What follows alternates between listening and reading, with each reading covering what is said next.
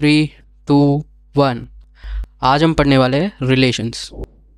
पहला टॉपिक है Cartesian product. Relations में पहला topic Cartesian product.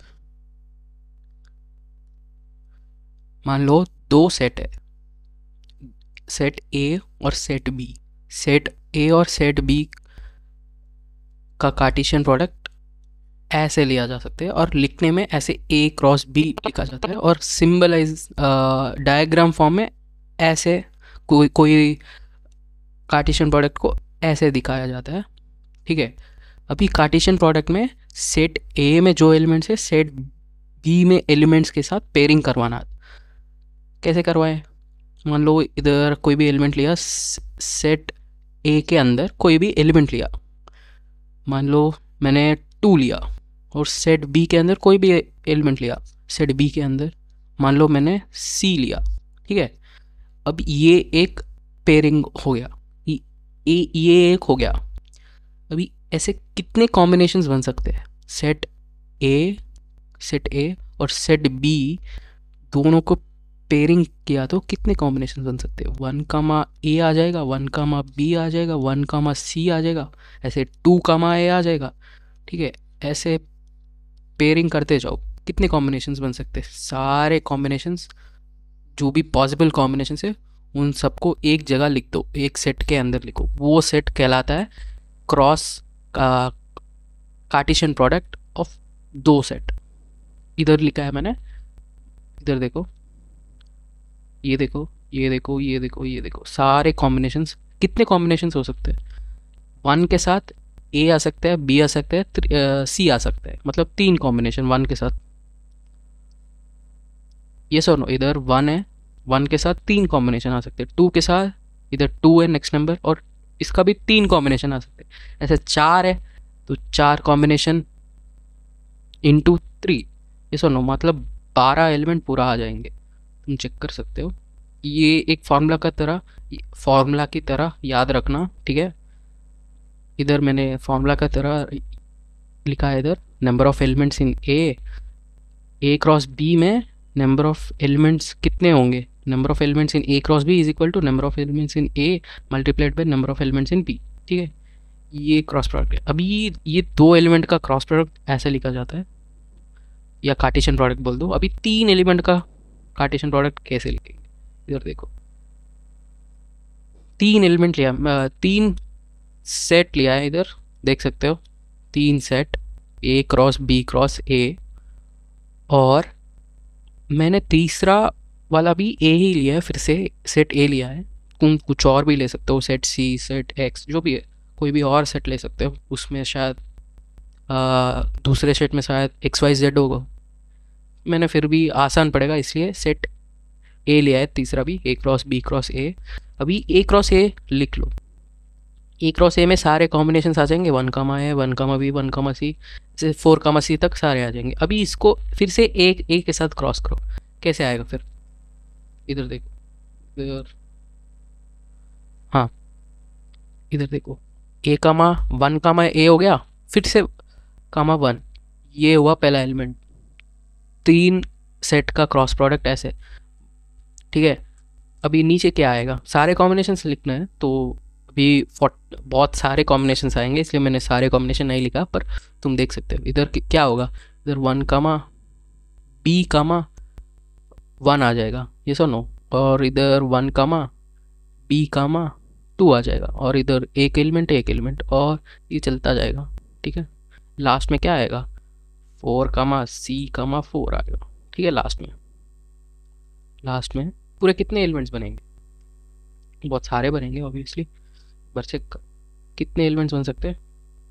Number of elements in A cross B cross A में कितने बनेंगे? एन मतलब नंबर ऑफ एलिमेंट्स है। ठीक है। Number of elements in A multiplied by number of elements into B multiplied by number of elements into A. इसको अलग तरीके से भी विजुअलाइज कर सकते हो। ये कुछ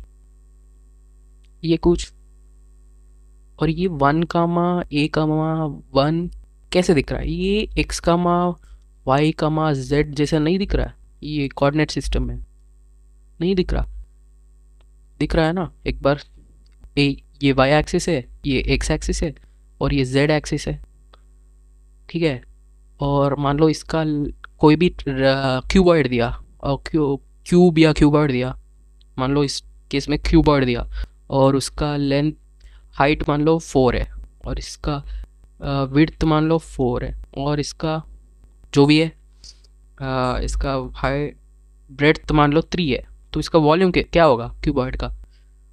वॉल्यूम हो जाएगा 4 × 3 × 4, ये सुनो। सेम ऐसे ही नंबर ऑफ एलिमेंट्स पूछा तो, क्या करोगे? सबका प्रोडक्ट निकालोगे, ये सुनो। सेम इधर भी सेम लॉजिक है, और अलग तरीके का विजुअलाइजेशन है। इधर देखो, सेम इधर भी वही किया है। जो भी number of elements in A times number of elements in B, number of elements into फिर से ए, कुछ तीसरा सेट हो सकता है, पर प्रोडक्ट किया तो हम टोटल कॉम्बिनेशन मिल जाएंगे। मतलब ए क्रॉस बी क्रॉस ए के अंदर टोटल 48 एलिमेंट आएंगे इधर देखा तो, ठीक है।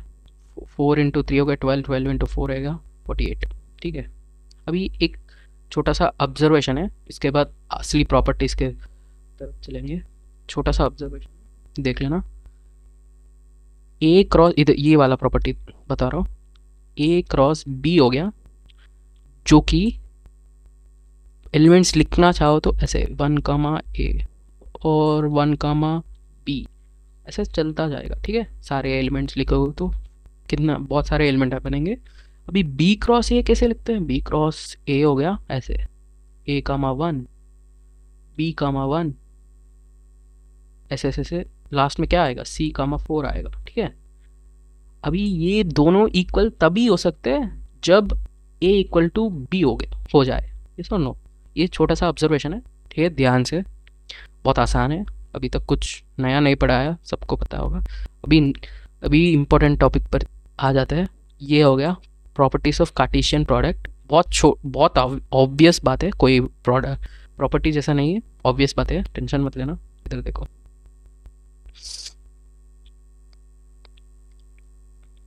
पहला है नंबर ऑफ, अभी हमने नंबर ऑफ, पहला एग्जांपल में number of elements in A is equal to कितना था? 4 था, ये सुनो। नंबर ऑफ एलिमेंट्स इन 4 था, और number of elements in B 3 था।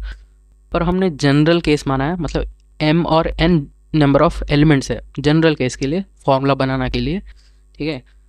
Number of elements in A cross B कितना होगा? mn, m × n, ये डॉट मतलब मल्टीप्लिकेशन है, ठीक है, कन्फ्यूज मतलब ना। और number of elements B cross A कितना होगा? n × m, जो कि इसमें 12 आंसर होगा, 12 एलिमेंट आएंगे, ठीक है। अगर 3 और 4 मान के चले तो नंबर ऑफ एलिमेंट्स, और ए क्रॉस ए में m² मतलब 16 अलग एलिमेंट्स आएंगे, और बी क्रॉस बी में कितने आएंगे? 9 एलिमेंट आएंगे, क्योंकि 3², ये सुनो। Same A cross B cross A में कितने आएंगे? 48। अभी देखे था वो फॉर्मूला के टर्म में m² हो जाएगा। और ए क्रॉस बी में कितने एलिमेंट हो सकते हैं? कितने?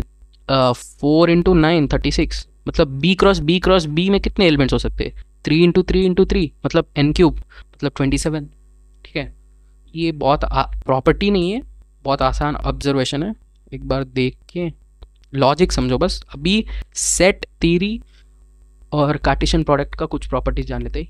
ये देखो, A cross B union C, और A cross B union A cross C, ये अगर ध्यान से देखेंगे तो सीधा डिस्ट्रीब्यूटिव प्रॉपर्टी है। इसका प्रूफ मैं इधर दे देता हूँ, अगर सिर्फ लॉजिक समझो, फॉर्मूला याद मत रखना, लॉजिक कैसे आया। इधर मैं इसका प्रूफ दिखा देता हूँ। तो सेम बाकी सारे, इधर देखो, बाकी सारे ये एक प्रॉपर्टी, ये एक और ये एक, इस सारे प्रॉपर्टीज़ ने ऑब्वियस ऑब्जर्वेशन से, और मैं एक या दो का डेरिवेशन दिखाऊंगा, और बाकी सब लॉजिक याद रखो। एग्जाम में क्वेश्चन आया तो तुम लॉजिक से सॉल्व करो। अभी मैं एक का डेरिवेशन करवा देता हूँ, अभी दिखाऊंगा, 1 minute. A cross B union C is equal to A union B, और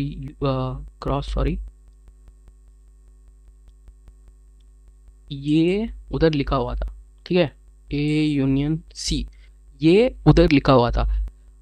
अभी तुम ध्यान से देखेंगे तो हम ध्यान से देखेंगे तो सिर्फ डिस्ट्रीब्यूटिव प्रॉपर्टी लगा है, ठीक है। अभी इसका डेरिवेशन कैसे कर सकते हैं, मान लो बी यूनियन सी को अलग सेट मान ले, ये अलग सेट मान ले, डी मान लेते, इसके इक्वल डी मान लेते बी यूनियन सी को, ठीक है। अभी क्रॉस ए हो गया, हाँ ये हो गया इसका, ठीक है, इसका मतलब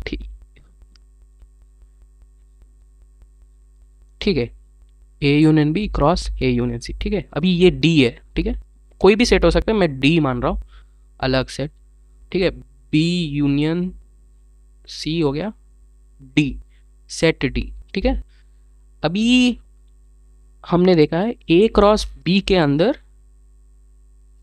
ऐसे एलिमेंट आ रहे हैं, 1, ऐसा कुछ चलता जा रहा है ना, तो 1 बिलोंग करता है ए को और बी बिलोंग करता है ऐसे, ए स्मॉल ए बिलोंग करता है सेट बी को, यस और नो। तो एक छोटी सी ऑब्जर्वेशन देख के हम ये कह सकते हैं, मान लो ए कामा डी स्मॉल डी कोई एलिमेंट है इस सेट के अंदर, ए क्रॉस डी के सेट के अंदर, मतलब मीनिंग क्या होगा, ए बिलोंग टू, मतलब स्मॉल ए होगा, स्मॉल ए कोई भी वैल्यू हो सकता है, वो सेट ए के अंदर है, और स्मॉल डी है जो कि सेट डी के अंदर है। सेट डी क्या होता है, सेट डी होता है बी यूनियन सी, ये so no, B union C मतलब डी बिलोंग करता है, डी बिलोंग्स टू, इधर बिलोंग का सिंबल देख लो एक बार, हाँ बिलोंग टू या तो सेट बी में है, अगर सेट बी में नहीं है तो सेट और सेट सी में है, ये सुनो, पहला पॉइंट है ये, दूसरा पॉइंट है ये, ठीक है। इसका मतलब यही है ना, इसका मतलब यही है, ये सुनो। और इधर इसका मतलब क्या है, A union B cross A union C, ये सुनो, मतलब इसका कोई एलिमेंट मान लो ए, और ये इस सेट में मान लो डी आ जाएगा, मतलब इन दो, ये अलग सेट है ये अलग सेट है, इन दोनों को क्रॉस किया तो मान लो एक एलिमेंट आया ऐसा कुछ ए कामा डी, इसका मतलब है ए बिलोंग टू ए, या अगर ए में सेट ए में नहीं है तो सेट बी में होगा, ठीक है। और D belong to set A में नहीं है तो सेट सी में होगा। अभी इधर देखो, इधर सेट ए में बिलोंग करता है, ए बिलोंग टू सेट है, इसमें भी ए बिलोंग टू सेट ए या सेट बी में, और है, और मतलब कोई भी एक में बिलोंग कर सकते हैं, इधर देखो, ठीक है। मतलब कंडीशन मैच कर रहा है ना, ये बोल रहा है सेट ए को बिलोंग करता है और ये बोलता है सेट ए को बिलोंग करता है, अगर नहीं किया तो बी को बिलोंग करते हैं, और ये बोल रहा है सेट ए को बिलोंग कर सकते, मतलब दोनों सेटिस्फाइड है। और ये कंडीशन देखो, सेट बी को बिलोंग करेगा या सी को, और ये बोल रहा है ए को करेगा या सी को, ये सो नो, मतलब क्या हुआ, अगर बी में नहीं है तो सेट सी में होगा, ये बोल रहा है सेकंड पॉइंट, और ये बोल रहा है सेट सी में बिलोंग कर रहा है, मतलब दोनों एक ही कंडीशन को बोल रहे हैं, यस और नो। ये हो गया लॉ, ऑब्वियस लॉजिकल आंसर, ठीक है, मतलब ये ट्रू है। अभी इरेज कर दे रहा हूँ, स्टेटमेंट उधर लिखा है ना वो फिर से दिखा देता हूँ एक मिनट, ठीक है। अभी यही लॉजिक से बाकी प्रॉपर्टीज भी तुम सेम चीज़ को अलग तरीके से लिख के दिखा रहे बस, ठीक है, बहुत आसान है, टेंशन मत लेना। अभी दूसरे प्रॉपर्टीज भी है, मतलब प्रॉपर्टीज नहीं, ऑब्वियस ऑब्जर्वेशन से, इसको याद मत रखना, इसके ऊपर क्वेश्चन नहीं बना है इसलिए पढ़ा रहा हूँ, बन सकता है, ठीक है। इसके अभी जेई में कोई क्वेश्चन नहीं आया। अभी ये प्रॉपर्टीज देखो, ये वाला देखो एक बार, हाँ ये वाला देखो, ये वाला क्या बोल रहा है, इंटरसेक्शन के बारे में बोल रहा है, ये सो नो। अभी यूनियन के बारे में बात हुआ था, अभी इंटरसेक्शन तो सेम लॉजिक से तुम प्रूव कर सकते हो। और इधर देखो सेम ऐसे ए कामा डी या ए कामा बी एलिमेंट मानो और दोनों को बिलोंग करता है कि नहीं चेक करो बस।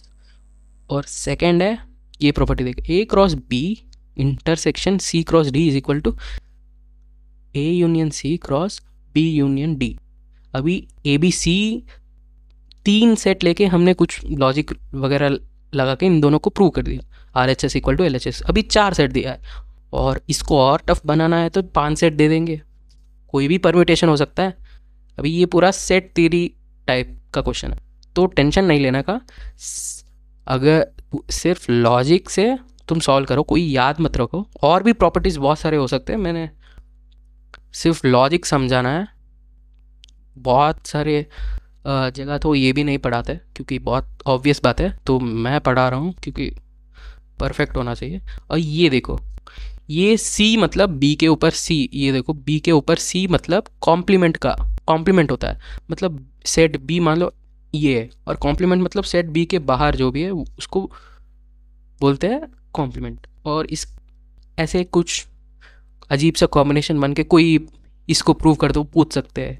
और ये क्या हुआ, ऐसा पूरा डैश, पूरा सेट के ऊपर डैश है मतलब कॉम्प्लीमेंट, वो भी कॉम्प्लीमेंट। ये डी मॉर्विस लॉ होता है, डी मॉर्विस थ्योरम।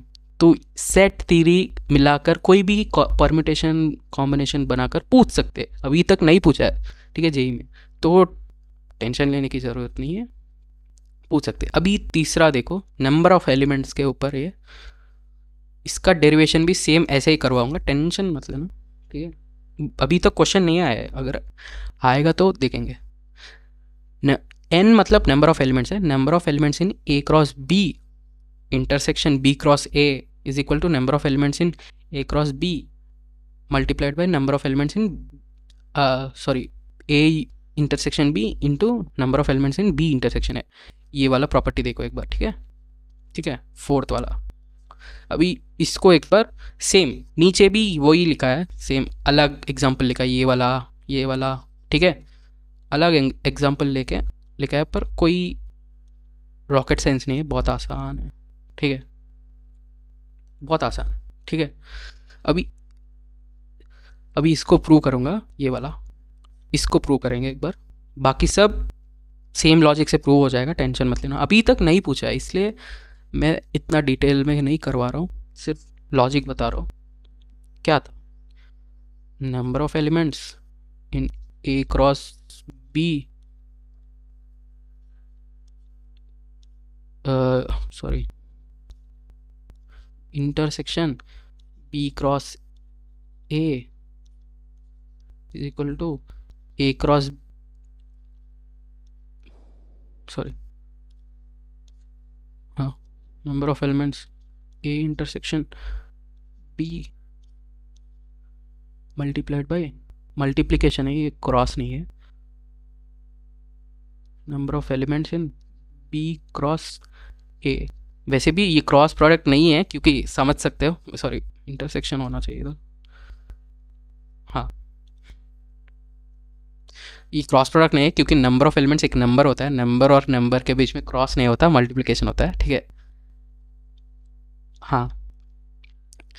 ये देखो, ये प्रूव करना है हमको, ए क्रॉस बी में मान लो same A cross B intersection B cross A है, ठीक है, मतलब कोई भी, मतलब एक एलिमेंट इसको बिलोंग कर रहा है, मान लो ए कमा बी, ठीक है, सेम एलिमेंट इसमें भी होगा, ठीक है, मतलब अगर नहीं हुआ तो इसका इंटरसेक्शन ज़ीरो आ जाएगा, ठीक है, इसका आंसर ज़ीरो आएगा। अगर कुछ नंबर होगा, कोई भी नंबर ऑफ एलिमेंट्स सेम होंगे तभी ये ज़ीरो नहीं होगा, ठीक है, यस और नो। ये एक अलग सेट है, ये अलग सेट है, सेट का इंटरसेक्शन, ठीक है, ये मान लो एक सेट है और ये मान लो एक सेट है, ये इंटरसेक्शन है, और ये ए क्रॉस बी है और ये बी क्रॉस ए है, ठीक है, sorry, B cross A, yes और नो, हाँ, ये इंटरसेक्शन, ठीक है, ये होगा इंटरसेक्शन, ये इसका मतलब ये है, ठीक है।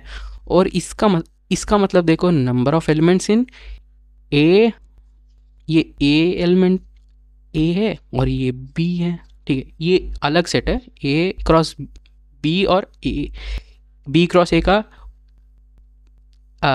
एल एच एस में था, और अभी आर एच एस में ए क्रॉस बी चल रहा है, ठीक है, ये अलग सेट है। इसके इंटरसेक्शन में जो भी एलिमेंट्स होगा, कैसे एलिमेंट्स होंगे, सिर्फ ए टाइप के एलिमेंट होंगे, ये सुनो, ए कमा बी टाइप के एलिमेंट इसमें होंगे, ठीक है, और इसमें सिर्फ एक ही एलिमेंट होगा ना, क्योंकि सेट के अंदर एक ही एलिमेंट है। क्रॉस प्रोडक्ट में दो एलिमेंट होंगे, ए कमा बी ऐसा।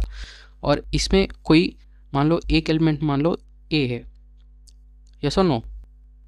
और सेकंड मान लो मल्टीप्लिकेशन और B union B intersection A में भी सेम एलिमेंट्स होंगे, यस और नो। ए टाइप के एलिमेंट्स होंगे।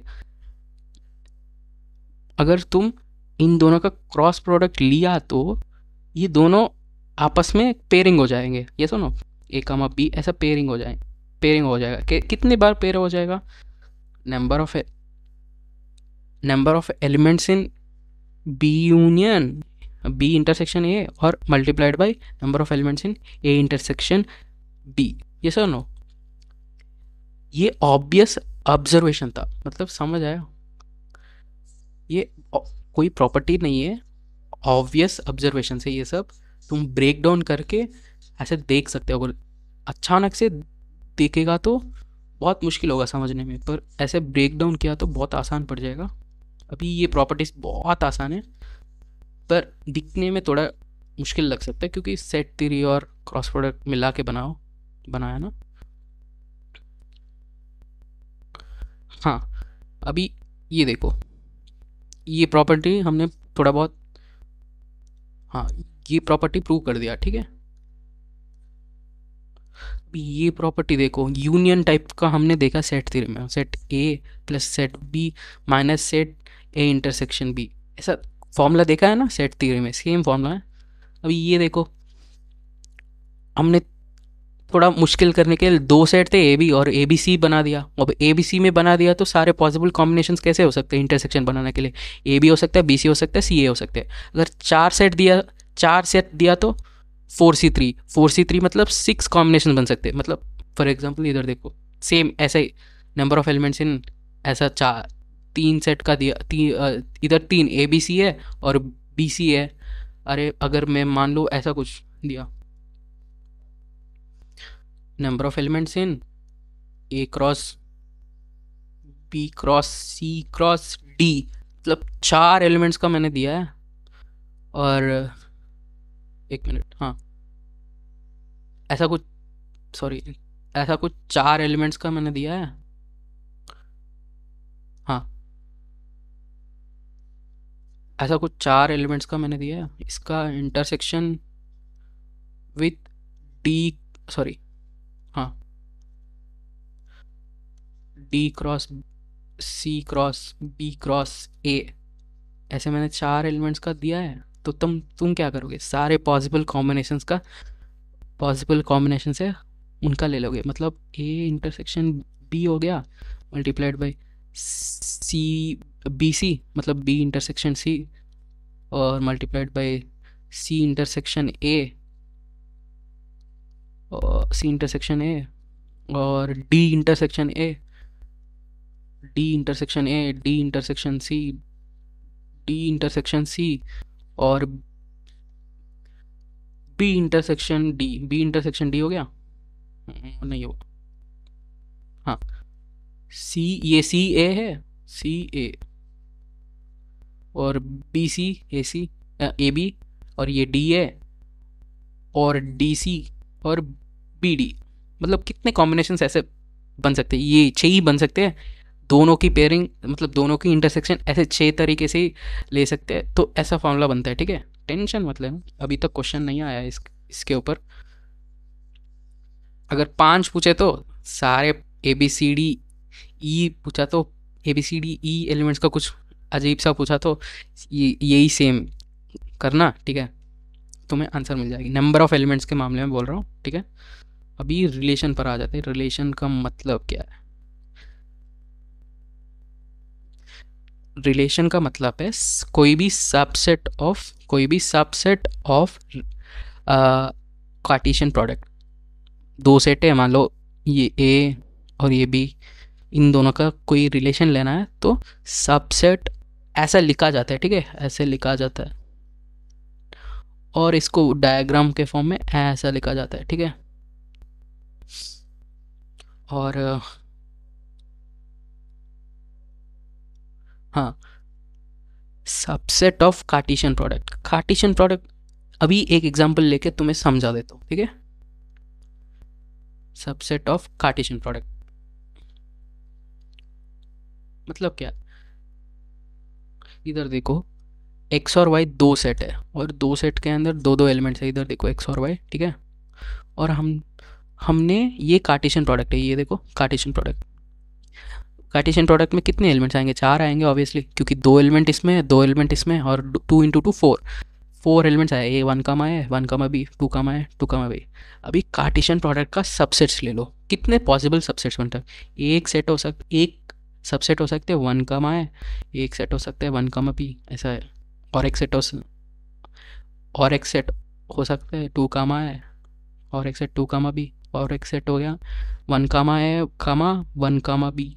ये सो नो, ऐसे कितने पॉसिबल सेट्स बन सकते हैं। एक हो गया सारे एक एक लिख दो, और एक हो गया सारे दो दो लिख दो इधर इधर से, और एक हो गया सारे तीन तीन लिखो, तीन तीन मिलाकर लिखो, और एक हो गया सारे चार एलिमेंट्स का एक ही जगह लिखो।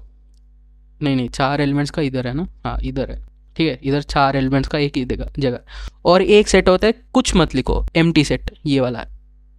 पूरे कितने कॉम्बिनेशंस ऐसे बन सकते हैं, ये सर नो, पूरे कितने कॉम्बिनेशंस ऐसे बन सकते हैं मैं पूछूंगा तो।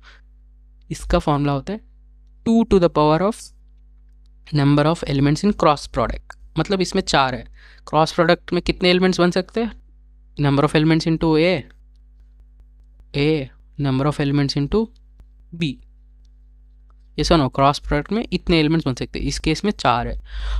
और नंबर ऑफ सबसेट्स बन सकते हैं 2 to the power of जो भी आया मल्टीप्लिकेशन में वो इधर लिख दो 2, मतलब इसका मतलब 16 सबसेट्स बन सकते हैं, ठीक है। ठीक है, सिर्फ 16 सबसेट्स बन सकते हैं। इधर देखो 1 1 ऐसा 6 हो गया, और ये 13 वाला, और ये 16 सबसेट्स। इसको एम्प्टी सेट बोलते हैं, याद रखना एक बार। ऐसे तुम नंबर ऑफ सबसेट्स लिखो, और हर एक सबसेट एक रिलेशन होता है। ये एक रिलेशन है R1, ये एक रिलेशन है R2, ये एक रिलेशन है R3, ये एक रिलेशन है R4, ठीक है। सिंपल है, ठीक है, ये दोनों सिंपल है। अभी रिलेशंस समझ आएगा ना, क्रॉस प्रोडक्ट का कोई भी सबसेट हो सकता है, कोई भी रिलेशन। अभी क्वेश्चन कैसे पूछेंगे, मान लो R14 दिया, कोई भी रिलेशन हो सकता है, मैं R14 ले रहा हूँ, 14 का कोई मतलब नहीं है, ऐसा कुछ मैंने नंबर दिया R14 दिया, इसके ऊपर कोई प्रॉपर्टी लगा दिया और क्वेश्चन पूछा, बस ऐसा क्वेश्चन आता है, ठीक है, टेंशन मत लेना। अभी ये वाला देखो एक बार, सेट ए है, सेट बी है, और टोटल रिलेशंस कितने बन सकते हैं, टोटल रिलेशंस बन सकते हैं, इसमें 3 है और इसमें 2 है, और टोटल रिलेशंस बनते हैं 2 to the power of 3 × 2, मतलब 2 to the power of 6, जो कि होता है 64। सॉरी, इधर 48 लिखा है, 48 गलत है, 64 सही है। ये सुनो, हाँ 64 सही है, ठीक है। और एक छोटा सा डेफिनेशन देख लो इधर, अगर कुछ नहीं आया तो ऐसे कुछ नहीं आया, एम्प्टी रिलेशन बोलते हैं इसको, ठीक है। और यूनिवर्सल रिलेशन बोलते हैं A क्रॉस बी को ही यूनिवर्सल रिलेशन बोलते हैं, ठीक है। A क्रॉस बी का सबसेट होता है कोई भी रिलेशन, और A क्रॉस बी ही खुद ही होता है यूनिवर्सल रिलेशन, ठीक है। और domain and range of empty set is equal to 5, empty relation is equal to 5। ये देखना, डोमेन एंड रेंज का डेफिनेशन मैं अभी बता देता हूँ, पर ये एक बात अभी याद रखो, domain and range of empty relation is 5, ठीक, 5 मतलब एम्प्टी, ठीक है। अभी डोमेन एंड रेंज बता देता हूँ, टेंशन मत लेना, ये एक बात अभी याद रखो, पर बाद में बात बता देता हूँ। अभी ये देखो वॉइड रिलेशन दिखाई दे रहा है क्या, और जूम कर दो, हाँ हाँ, 5 को, ये 5 है, 5 को वॉइड रिलेशन भी कहा जाता है। और अभी बोला है A क्रॉस बी को यूनिवर्सल रिलेशन कहा जाता है, यूनिवर्सल A क्रॉस बी, ठीक है। शायद दिख रहा है कि नहीं, ये दिख रहा होगा, पर फिर भी इधर एक एग्जांपल लिया है, A is equal to 1, 2, B is equal to B, है, ठीक है। अभी ये दोनों सेट का कार्टेशियन प्रोडक्ट क्या होगा, ये सुनो, ये कार्टेशियन प्रोडक्ट ही यूनिवर्सल रिलेशन है, ठीक है। ये दोनों रिलेशंस मिलाकर इसको ट्रिवियल रिलेशंस बोला जाता है, ट्रिवियल, ठीक है, ट्रिवियल रिलेशंस, ये दोनों मिलाकर ट्रिवियल रिलेशंस, ठीक है। इधर लिख दिया,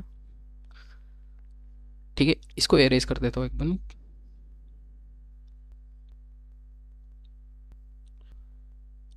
और ये छोटे डेफिनेशन है, इसको बाद में भी याद रख सकते हो, टेंशन अभी मत लेना। इसको एक बार एरेज करके इधर ही लिख लेता हूँ। हाँ,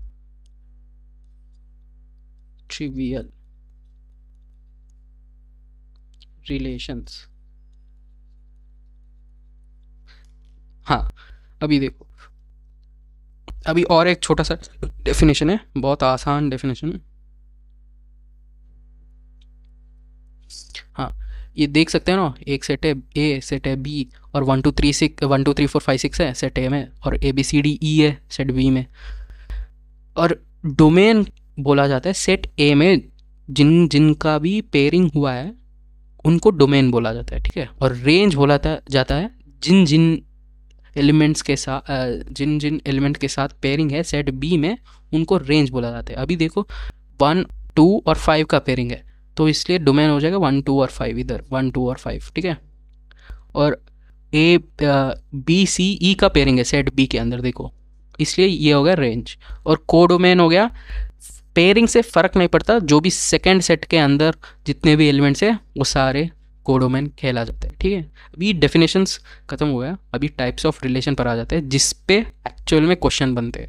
अभी तक सिर्फ डेफिनेशन से कोई क्वेश्चन नहीं बनने वाला, इसके ऊपर बहुत कम क्वेश्चन, ऑलमोस्ट इम्पॉसिबल मान लो। अभी इधर देखो मैंने कुछ किया है, इसका मतलब है ए क्रॉस ए, ठीक है। ए क्रॉस ए, देखो ए सेट के साथ ए, फिर से ए सेट के साथ रिलेशन बन रहा है, 1 2 3 4 5 6 1 2 3 4 5 6, समझ आया।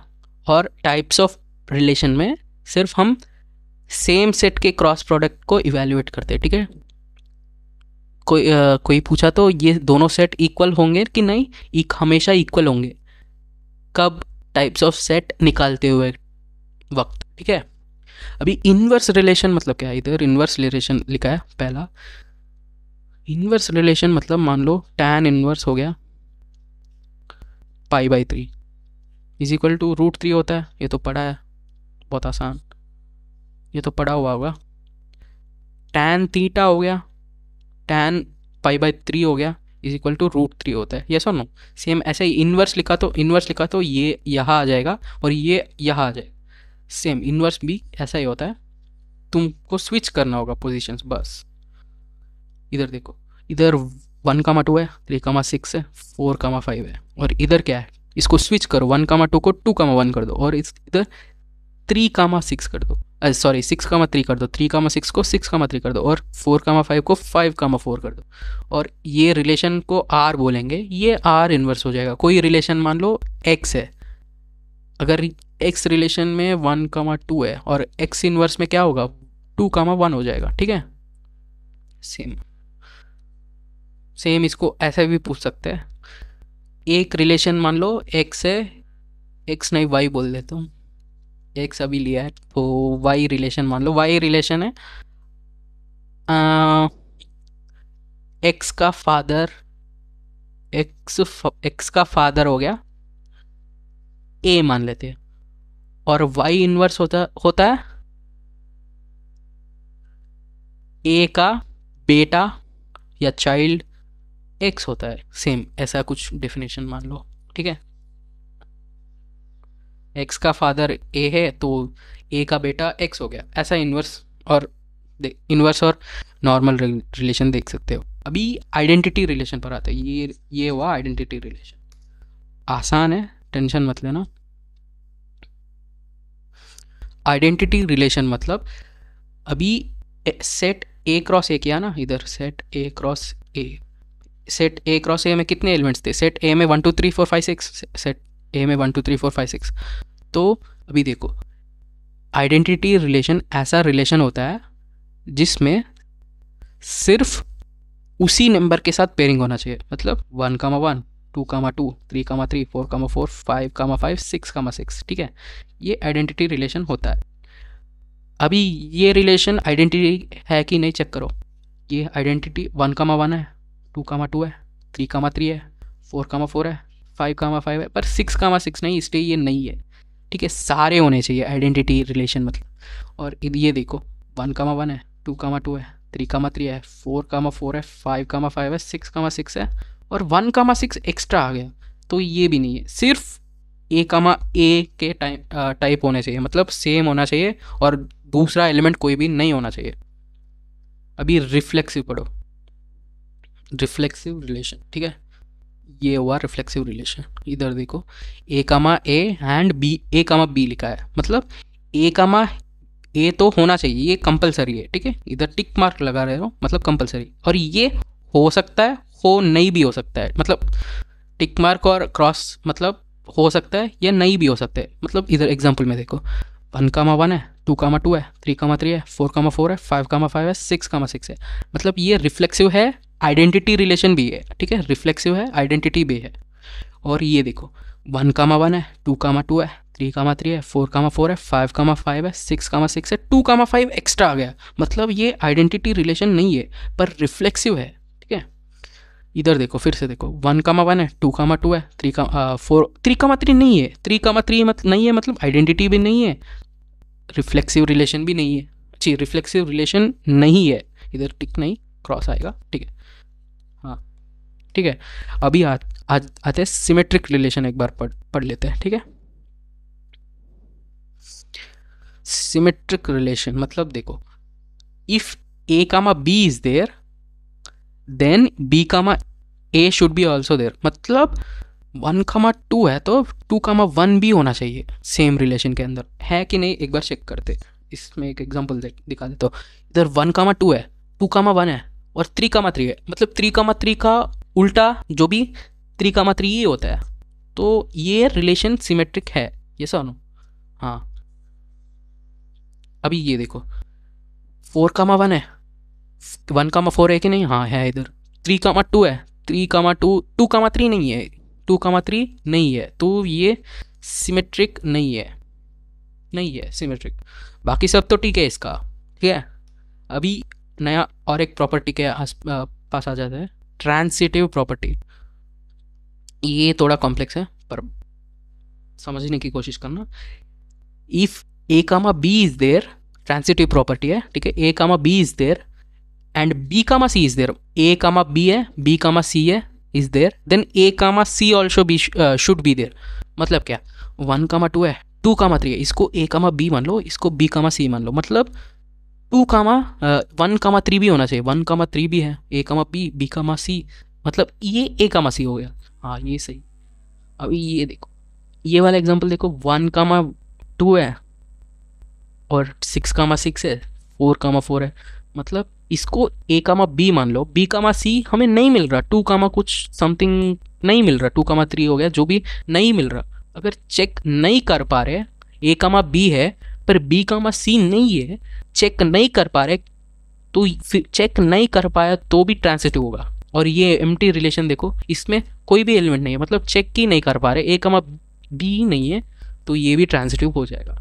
ये देखो इसमें चेक कर पा रहे हैं, ए कामा बी है, बी कामा सी है, पर ए कामा सी नहीं है, इसलिए ये ट्रांसिटिव नहीं है, इसमें चेक कर पा रहे। ये ए कामा बी मान लो 1,2 और 2,3 को बी कामा सी मान लो, मतलब 1,3 होना चाहिए, चेक कर पा रहे नहीं है, इसलिए ये ट्रांसिटिव नहीं है। और एग्जाम्पल्स है, टेंशन मत लेना, समझ नहीं आया तो। अभी इधर देखो, अभी छोटा छोटा सा, अभी इक्वलेंस रिलेशन है। इक्विवेलेंस रिलेशन मतलब एक साथ रिफ्लेक्सिव होना चाहिए, सिमेट्रिक होना चाहिए, ट्रांसिटिव होना चाहिए, एक साथ होना चाहिए, ठीक है। अभी ऑर्डर्ड रिलेशन, ये ऑर्डर्ड रिलेशन मतलब ट्रांसिटिव होना चाहिए बट नॉट इक्विवेलेंस, ठीक है। ट्रांसिटिव हो और इक्विवेलेंस ना हो तो ऑर्डर्ड रिलेशन बोला जाता है, ठीक है। बहुत आसान। अभी ये देखो, पार्शियल ऑर्डर रिलेशन मतलब रिफ्लेक्सिव होना चाहिए, ट्रांसिटिव होना चाहिए और एंटी सिमेट्रिक होना चाहिए। मतलब इक्विवेलेंस रिलेशन हो जाता अगर रिफ्लेक्सिव हो, ट्रांजिटिव हो और सिमेट्रिक हुआ तो इक्विवेलेंस रिलेशन हो जाता, पर एंटी सिमेट्रिक है तो पार्शियल ऑर्डर रिलेशन हो जाता है। बहुत आसान। अभी एग्जाम्पल देखो, 2 क्वेश्चन, छोटा सा ये वाला क्वेश्चन देखो। सेट ए मान लो 1 2 3 है, सेट ए से ए ही जाएंगे, कोई भी रिलेशन पूछा, टाइप्स ऑफ रिलेशन में सेट ए से ए ही जाएंगे या सेट एक्स से एक्स ही जाएंगे, ठीक है। और इसमें देखो, और इसका अभी मैंने डायग्राम समझाया क्या? पहले क्रॉस प्रोडक्ट में क्या होता था, 1 2 मान लो, इसमें ए बी सी मान लो, 1 के साथ सारे मिलेंगे तब क्रॉस, सारे पॉसिबल कॉम्बिनेशंस, ऐसे सारे पॉसिबल कॉम्बिनेशंस किया तो क्रॉस प्रोडक्ट होता है, ठीक है। पर सिर्फ एक या हमारी मर्जी सारे कॉम्बिनेशंस नहीं लिखा तो मान लो मैंने ऐसे लिखा है, ऐसे कुछ, और ये सी के साथ, मतलब 2 बी के साथ भी हो सकता है, ए के साथ भी हो सकता है, सी के साथ भी हो सकता है, मतलब 3 चॉइस है, पर एक ही चॉइस चुना, इस मतलब ये रिलेशन बोला जाता है, ठीक है। ऐसे डायग्राम बनाते हैं, ठीक है। सारे पॉसिबल कॉम्बिनेशंस अगर लिख दिया तो, सारे पॉसिबल मैचिंग किया तो वो क्रॉस प्रोडक्ट होता है, ठीक है। अभी ये देखो, ये सेट है 1 2 3 1 2 3 1 2 3, 2 सेट के 2 सेम सेट है। अभी इसका क्रॉस प्रोडक्ट क्या कितने एलिमेंट्स होंगे, 3 इंटू 3 होगा, मतलब 9 एलिमेंट्स आएंगे क्रॉस प्रोडक्ट के अंदर, ठीक है। अभी इसको देखो, अभी नंबर 1 देखो, 1 कामा 1 है, 2 कामा 2 है, मतलब ये रिफ्लेक्सिव नहीं है। रिफ्लेक्सिव क्यों नहीं है? 3 कामा 3 भी होना चाहिए कम से कम। आइडेंटिटी भी नहीं है क्योंकि 3 कामा 3 पक्का होना चाहिए आइडेंटिटी के लिए। और सिमेट्रिक है क्योंकि 1 कामा 1 का उल्टा होता है 1 कामा 1 ही होता है, 2 कामा 2 का उल्टा होता है 2 कामा 2 ही होता है, इसलिए सिमेट्रिक है। ट्रांसिटिव है कि नहीं, ए कामा बी है, मान लो 1 कामा 1 को ए कामा बी मान लिया और बी कामा सी चेक ही नहीं कर पा रहे, मतलब 1 कामा 2 ऐसा कुछ एलिमेंट चेक ही नहीं कर पा रहे, इसलिए ये ट्रांसिटिव है। और ये इक्विवेलेंस नहीं है। इक्विवेलेंस नहीं क्यों नहीं है? एक साथ रिफ्लेक्सिव होना चाहिए, सिमेट्रिक होना चाहिए, ट्रांसिटिव होना चाहिए, तब ये इक्विवेलेंस होता है, ठीक है। अभी दूसरा एग्जांपल देखो, 1 कामा 1 है, 2 कामा 2 है, 3 कामा 3 है, मतलब ये रिफ्लेक्सिव तो पक्का है और आइडेंटिटी भी पक्का है, सिमेट्रिक तो ऑब्वियसली है, ट्रांसिटिव भी है, तो इक्विवेलेंस भी ऑटोमेटिकली बन जाएगा। अभी ये रिलेशन देखो, 1 कामा 1 है, 2 कामा 3 है, मतलब 1 कामा 2 2 कामा 3 1 कामा 3 1 कामा 1 2 कामा 2 3 कामा 3, अच्छा मतलब ये 3 एलिमेंट आ गए तो रिफ्लेक्सिव तो पक्का है, कोई एक्स्ट्रा आया तो आइडेंटिटी नहीं है।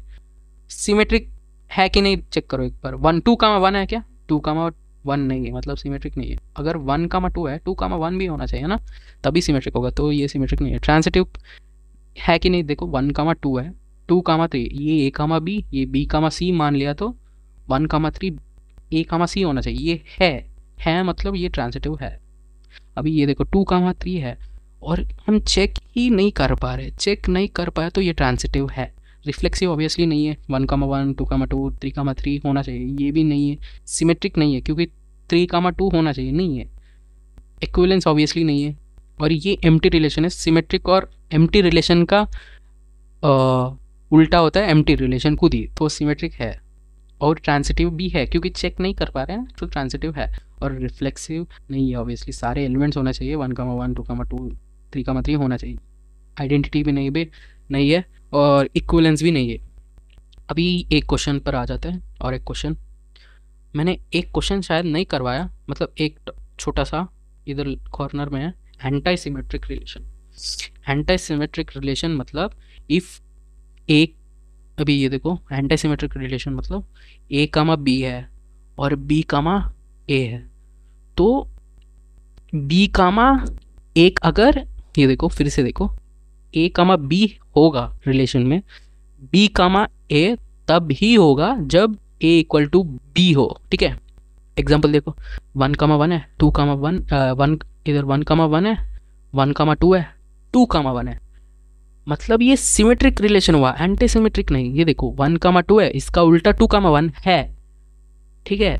अगर 2 कामा 1 तब ही होगा जब ये दोनों इक्वल हो जाए, 1 और इक्वल नहीं है तो ऑब्वियसली ये सिमेट्रिक रिलेशन है, और सिमेट्रिक रिलेशन कभी एंटी सिमेट्रिक नहीं होता ऑब्वियसली।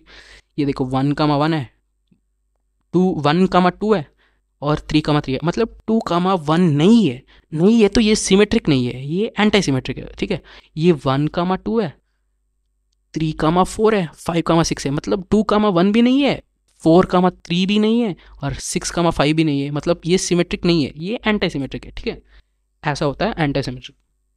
आसान डेफिनेशन है। अभी एक क्वेश्चन करवा देता हूँ, अच्छा क्वेश्चन है, अच्छा मतलब थोड़ा सा थिंकिंग वाला क्वेश्चन है। अभी ये देखो, ये वाला क्वेश्चन, कोई और पेन कलर यूज कर लेता हूँ, ग्रीन यूज़ कर देता हूँ। ये क्वेश्चन देखो, सेट ए में 1 2 3 है और सेट ए के साथ ए के रिलेशन में है और ये एलिमेंट उस रिलेशन में है। ठीक है, मतलब ये है उस वो रिलेशन, 1,2 है, 1,3 है, और ये पूछ रहा है how many elements must be added for this relation to be equivalent relation. मतलब इक्विवेलेंट रिलेशन मतलब एक साथ रिफ्लेक्सिव भी होना चाहिए, ट्रांसिटिव भी होना चाहिए और सिमेट्रिक भी होना चाहिए। एक बार ये सॉल्यूशन देख लो, ये दिया है हमको रिलेशन, कितने एलिमेंट्स ऐड करना पड़ेगा। पहले रिफ्लेक्सिव बनाने के लिए तो 1,1 ऐड करना पड़ेगा, 2,2 ऐड करना पड़ेगा, 3,3 ऑब्वियसली ऐड करना पड़ेगा, +3 हो गया, 3 एलिमेंट्स तो यहाँ से। और इसको सिमेट्रिक बनाना है, मतलब इसको 1,2 है, मतलब 2,1 भी होना चाहिए सिमेट्रिक बनाने के लिए, इसको ऐड करेंगे। 1,3 है, 1,3 है तो 3,1 भी होना चाहिए, मतलब हमने 2 और ऐड कर दिया। अभी ट्रांसिटिव बनाने के लिए देखो, ट्रांसिटिव मान लो कोई भी अच्छे से एलिमेंट देखो, इधर 2,1 है और 1,3 है, मतलब इसको A,B मान लिया, इसको B,C मान लिया। A,C क्या होगा, A,C होगा 2,3, वो नहीं है, होना चाहिए, होना चाहिए, +1 कर देते हो, पॉज करके एक बार फिर से सॉल्व कर सकते हो। और सिमेट्रिक बन, फिर से सिमेट्रिक, इसका सिमेट्री बिगड़ गया और सिमेट्री बनाने के लिए फिर से 2,3 है तो 3,1 भी होना चाहिए, 3,2 भी होना चाहिए, तो और एक एलिमेंट आएगा, इसका आंसर हो गया 7। अच्छा क्वेश्चन है, देखो एक बार फिर से सॉल्यूशन समझो। इधर 1,2 है, 1,3 है और इसको इक्विवेलेंट बनाने में पहले सारे सेम वाले एलिमेंट्स ऐड करो, रिफ्लेक्सिव बनाओ, उसके बाद रिफ्लेक्सिव बनाने के बाद सिमेट्री चेक करो, उसके बाद ट्रांसिटिव चेक करो। ट्रांसिटिव एक ही एलिमेंट हमें दिखा, ठीक है, एक एलिमेंट दिखने के बाद उस फिर से चेक करो कि सिमेट्री बिगड़ गया है कि नहीं, बिगड़ा कि नहीं, बिगड़ा तो ऐड कर दो एलिमेंट। तो 7 एलिमेंट्स टोटल हुए। ठीक है, 7 एलिमेंट्स ऐड करने के बाद ये वाला रिलेशन इक्विवेलेंस रिलेशन बन जाता है। अभी एक PYQ करवा देता हूँ, ठीक है, जेई मेंस का PYQ देख लो। A,R,B such that 2A plus 3B is a multiple of 5. A,R,B is on natural number। ठीक है, क्वेश्चन ये है और हमें पूछ रहा है कि कौन सा टाइप के रिलेशंस होंगे। ये ऑप्शंस दिए थे पर मैंने इधर ऑप्शंस नहीं लिखा है, ABCD। जेई 2023 का इधर देख सकते हो, जेई 2023 का PYQ है। अभी मैं इसको एक्सप्लेन कर देता हूँ क्वेश्चन, अच्छा क्वेश्चन है, ये देख लो। पहले ये देखो, हमें दिया है 2A plus 3B should be a multiple of 5 और हमें दिया है ये सेट नेचुरल नंबर है, A,B ओके, नेचुरल नंबर्स में 1 2 3 4 5 6 इन्फिनिटी तक, और 1 2 3 4 3 इन्फिनिटी तक ये नेचुरल नंबर है और इनके क्रॉस प्रोडक्ट के सबसेट रिलेशन में कन्वर्ट हो रहे हैं। ठीक है, इसका मतलब, ठीक है, तब हमें दिया है 5 के मल्टीपल होना चाहिए। 5 के मल्टीपल मतलब कोई 5x मान लेते हैं, क्या ये कभी सही हो सकता है, क्या कभी कौन से रिलेशन हो सकता है, ये इक्विवेलेंस होगा, ट्रांसिटिव होगा, रिफ्लेक्सिव होगा, आइडेंटिटी होगा, ये पूछ रहा है। पहले ये देखो A,B टाइप के रिलेशन, ठीक है, मतलब सॉल्यूशन इसका ऐसा होगा, ठीक है, 2A plus 3B is equal to 5x। 5x कोई भी नेचुरल नंबर है, x मैंने ऐसे ही लिया है, ठीक है, ये सही हो सकता है कि नहीं पूछ रहा है, कौन सा, अगर सही हुआ तो कौन सा रिलेशन इसको जस्टिफाई करेगा, कौन सा रिलेशंस। ठीक है, अभी हमें इसको रिफ्लेक्सिव है कि नहीं चेक करना पड़ेगा, रिफ्लेक्सिव है कि नहीं। ठीक है, चेक करने के लिए क्या, रिफ्लेक्सिव मतलब A और B इक्वल होने चाहिए, ये सुनो, A,A टाइप के होने चाहिए, A,A टाइप के होने चाहिए रिलेशंस, A,A या B,B मतलब सेम नंबर होने चाहिए, मतलब A is equal to B होना चाहिए। क्या, एक बार पुट करके देखो, A इक्वल टू B है कि नहीं, 2A B equal to A put कर दे तो मतलब 3 इज इक्वल टू 5x, कोई भी x कोई भी नेचुरल नंबर हो सकता है, तो इसका आंसर क्या होगा 5A is equal to 5x, मतलब a is equal to x आ रहा है। a कोई भी नेचुरल नंबर है, x भी नेचुरल नंबर, मतलब सही है, ये लॉजिक सही है। एक बार चेक करके देखते हैं। a equal to b put same put करके एक बार चेक करते हैं ये कंडीशन सेटिस्फाई होता कि नहीं, एक बार चेक करते हैं। हाँ, 2a plus 3b is equal to 5x, x हो गया एक नेचुरल नंबर, ठीक है। अभी a is equal to b put कर दो, मतलब इसका ये सही होगा कि नहीं। पहले a मान लेते कोई भी नेचुरल नंबर, मतलब 10 मान लो, मतलब a इज इक्वल टू 10 मान लिया, हमें आंसर आएगा 10, 10 होगा इसका एक रिलेशन, ठीक है। एक बार चेक करो 10, 10 सेटिस्फाई कर रहा है कि नहीं। 10, 10 मतलब 20, 10 छोड़ो 7 मान लो, 10 तो ऑब्वियसली बन जाएगा ना, 7 मान लो, 7 मान लिया तो 14 प्लस इधर क्या आ रहा है 21, मतलब 35 आ रहा है इसका आंसर। 35 जो कि 7 × 5 होता है, ये सही सही हो रहा है, 5 का मल्टीपल है, तो रिफ्लेक्सिव 100% है, ये रिफ्लेक्सिव है, ठीक है। अभी चेक करेंगे सिमेट्रिक है कि नहीं। सिमेट्रिक मतलब इधर 2a plus 3b is equal to 5x, जो भी 5 का मल्टीपल है कि नहीं पूछा है, ठीक है। हम देख लेते हैं सिमेट्रिक है कि नहीं। सिमेट्रिक है मतलब a कामा b सही है, अगर सही है मतलब है रिलेशन में, b कामा a b होना चाहिए, ये सिमेट्रिक का मतलब है, ठीक है। एक बार चेक करते, अगर 2a प्लस 3b सही है, मतलब सॉरी, मतलब 2b प्लस 3ab सही होना चाहिए, ठीक है। x2 मान लेते हैं, ये x1 मान लेते हैं, ये भी सही होना चाहिए, ठीक है। एक बार सही हो सकते हैं क्या, एक बार कोई एग्जांपल मान लो, 2 को मैं a को मैं 1 ले लेता हूँ और b को मैं 1 लिया तो क्या होगा, 2 प्लस 3 5 हो जाएगा। हाँ, 1 लिया तो सेटिस्फाई हो रहा है का नहीं, पर दोनों इक्वल हो जाएंगे एलिमेंट्स, यस और नो। पर कोई और एलिमेंट लेते हैं, 1 नहीं 2 ले लेते, 2 लिया तो 6 प्लस 3 6, हाँ सॉरी 6 प्लस 2 8 होता है, ये सेटिस्फाई नहीं कर रहा है, ठीक है। कोई और 3 ले लो, 9 प्लस 11 आ रहा है, नहीं। कोई 4 ले लो, 4 हो गया, नहीं हो रहा। 5 15 प्लस 2 नहीं, 7 6 ले लो एक बार, 6 18 प्लस 2, हाँ 6 ले लो। b को 6 लिया तो 18 बन जाएगा, इसको 1 लिया तो ये 2 बन जाएगा, ये हो गया 20। 20 होता है 5 × 4, मतलब ये सेटिस्फाई कर रहा है, मतलब हमने a को 1 लिया है और b को 6 लिया है। अभी उल्टा चेक करो, उल्टा a को 6 पुट करके चेक करो और b को क्या, b को 1 पुट करके चेक करो, एक बार चेक करेंगे। इधर हमने ऑलरेडी उल्टा पुट किया मैंने, 2a इधर 2a है और इधर 2b है, ऑलरेडी उल्टा कर दिया है। इसको 6 पुट करो, 6 पुट करो तो इधर 12 आएगा और 1 पुट किया तो इधर 3 आएगा, जो कि 15 है। 15 होता है 3 × 5, मतलब 5 का मल्टीपल है, मतलब ये सिमेट्रिक भी है।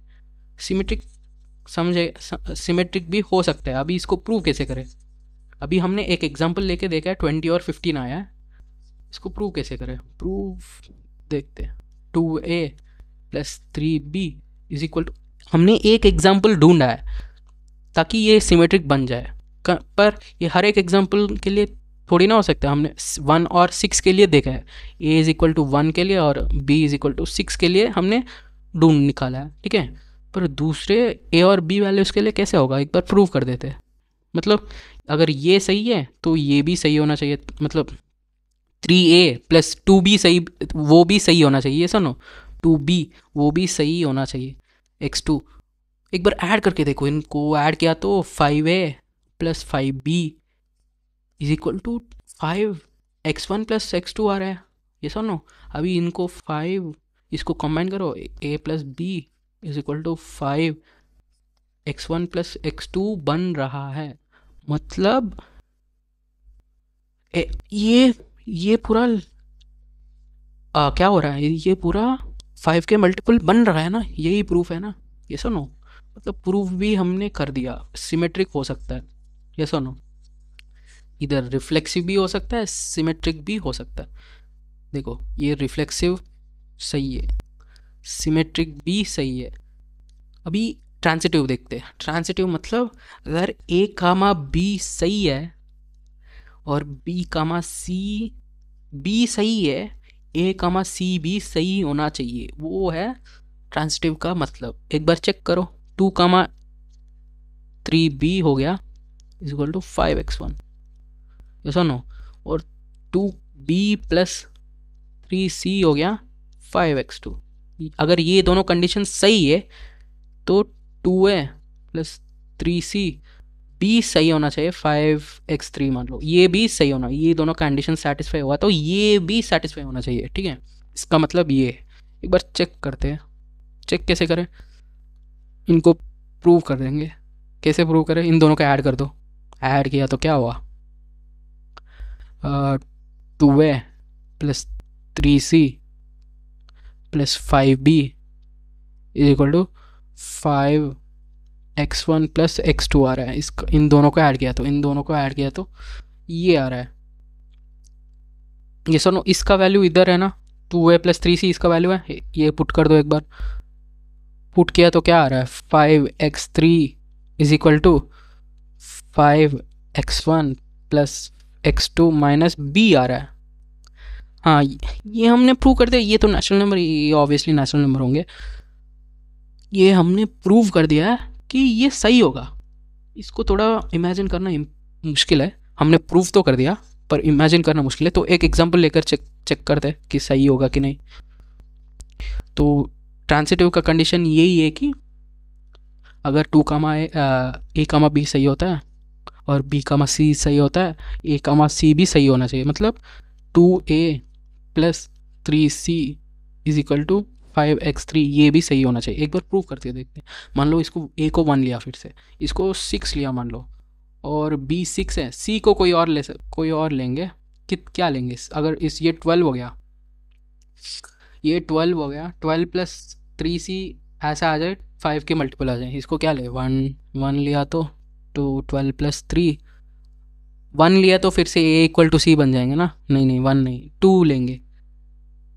2 लिया तो 6 प्लस 12 18 नहीं, 3 लेंगे, 9 प्लस 12 नहीं आ रहा। वो 4 लिया तो 12 प्लस 12 नहीं आ रहा। 6 लिया तो 18 प्लस 12, हाँ 6 लिया तो फिर से b इज इक्वल टू सी बन जाएंगे ना। कोई और नंबर लेते, 6 नहीं, इसको c को कोई और नंबर लेते हैं। c को 8 ले ले, 8 लिया तो 24 प्लस 12 नहीं आ रहा। 9 लिया तो 27 प्लस 12 नहीं आ रहा। 10 लिया तो नहीं, 10 लिया तो 11 ले लो एक बार, हाँ 11 लिया तो 33 प्लस 12 आ रहा है। 33 प्लस 12 जो कि 45 होता है, और ये 1 और 6 ये 20 होता है। अगर ये दोनों सही है, मतलब सही होने के लिए हमने 1,6 लिया और 6,11 लिया, और ये सही है तो 6,11 भी सही होना चाहिए। 1,6 सही है और 6,11 सही है तो 1,11 भी सही होना चाहिए। कंडीशन ये, एक बार चेक करो 1,11 भी सही है कि 2 प्लस 33 जो कि 35 है, 35 होता है 7 इंटू 5 जो कि 5 का मल्टीपल है, ठीक है। ये एक एग्जांपल है, इससे हमने प्रूव कर दिया है। इससे हम एग्जांपल लेके एक बार देख लिया है कि ये सही कंडीशन हो सकता है। ये एक जेईई मेंस का PYQ है, बहुत बार रिपीट हुआ है, इसको रट लेना, ठीक है। अभी इसको फिर से इसका सॉल्यूशन दिखा देता हूँ एक जगह। पहले क्वेश्चन पूछा है, ये क्वेश्चन बहुत बार रिपीट हुआ है इसलिए थोड़ा इंपॉर्टेंट से करवा रहा हूँ, ठीक है। क्वेश्चन पूछा है, एक रिलेशन है, रिलेशन में ये कुछ दिया है, एक 2a plus 3b is a multiple of 5 दिया है। क्या ये सही है कि नहीं, अगर सही हुआ तो कौन सा रिलेशन बनेगा। ये देखो, पहले रिफ्लेक्सिव प्रूव करते हैं। रिफ्लेक्सिव कैसे, रिफ्लेक्सिव ऐसे प्रूव करो, a is equal to B लेके प्रूव करो। a is equal to B लिया तो हम मान लो 1 a is equal to B 1 1 लिया तो ये 5 बन जाएगा, 5 जो कि मल्टीपल ऑफ 5 है ऑब्वियसली। और सिमेट्री कैसे प्रूव करें, अगर a कामा b सही है तो b कामा a के लिए भी चेक करना पड़ेगा। इन दोनों को ऐड कर दो तो ये आ जाएगा जो कि प्रूव हो गया। सेम अगर ट्रांसिटिव प्रूव करना है, ट्रांसिटिव प्रूव किया तो ए कमा बी सही है तो बी कमा सी भी सही है तो ए कमा सी भी सही होना चाहिए, तो इन दोनों को ऐड कर दो और ये वाला वैल्यू सब्स्टिट्यूट करूँगी इसमें, जो कि ये भी प्रूव हो जाता है। मतलब ये एक साथ क्या हुआ, ये relation 2a + 3b = 5 multiple of 5 जो कि एक रिलेशन है, वो रिलेशन रिफ्लेक्सिव भी है, सिमेट्रिक भी है, ट्रांसिटिव भी है। इसका मतलब इक्विवेलेंस रिलेशन है, इसका मतलब ये है। ठीक है, बहुत आसान है। इसको थोड़ा बहुत क्या बोलते हैं, इसको मैनिपुलेट करके ऐसा भी दिया सकते हैं। मान लो 3a + 4b = 7 multiple of 7x मान लो, ऐसा भी क्वेश्चन बना के दे सकता है। मतलब ये 4 हो गया, 3a + 4b = 7x, ये सही है कि नहीं ऐसा भी पूछ सकता है। या फिर हाँ, और क्या हो सकता है, मान लो 2a + 5b = 7 मल्टीपल ऑफ 7, ऐसा भी पूछ सकता है। या फिर कोई भी मान लो, हाँ कोई भी, हाँ 1 मिनट इरेज कर देता हूँ। हाँ, और क्या हो सकता है, 5a + 7b = 5 मल्टीपल ऑफ 12 है कि नहीं पूछ सकता है। तुम चेक करना पड़ेगा, तब सारे चेक करना पड़ेंगे। ठीक है, तुम देख लो ना एक बार, सारे चेक करो। पर अगर ये पूछ रहा है ऑड नंबर का, कुछ है ऑड नंबर का, 7 हो गया, 5 ऑफ मल्टीपल हो गया, मल्टीपल ऑफ 7 हो गया, मल्टीपल ऑफ 11 हो गया, तो ऑलमोस्ट सभी टाइम इक्विवेलेंस रिलेशन होंगे। तो वो एक शॉर्टकट जैसा मान लो।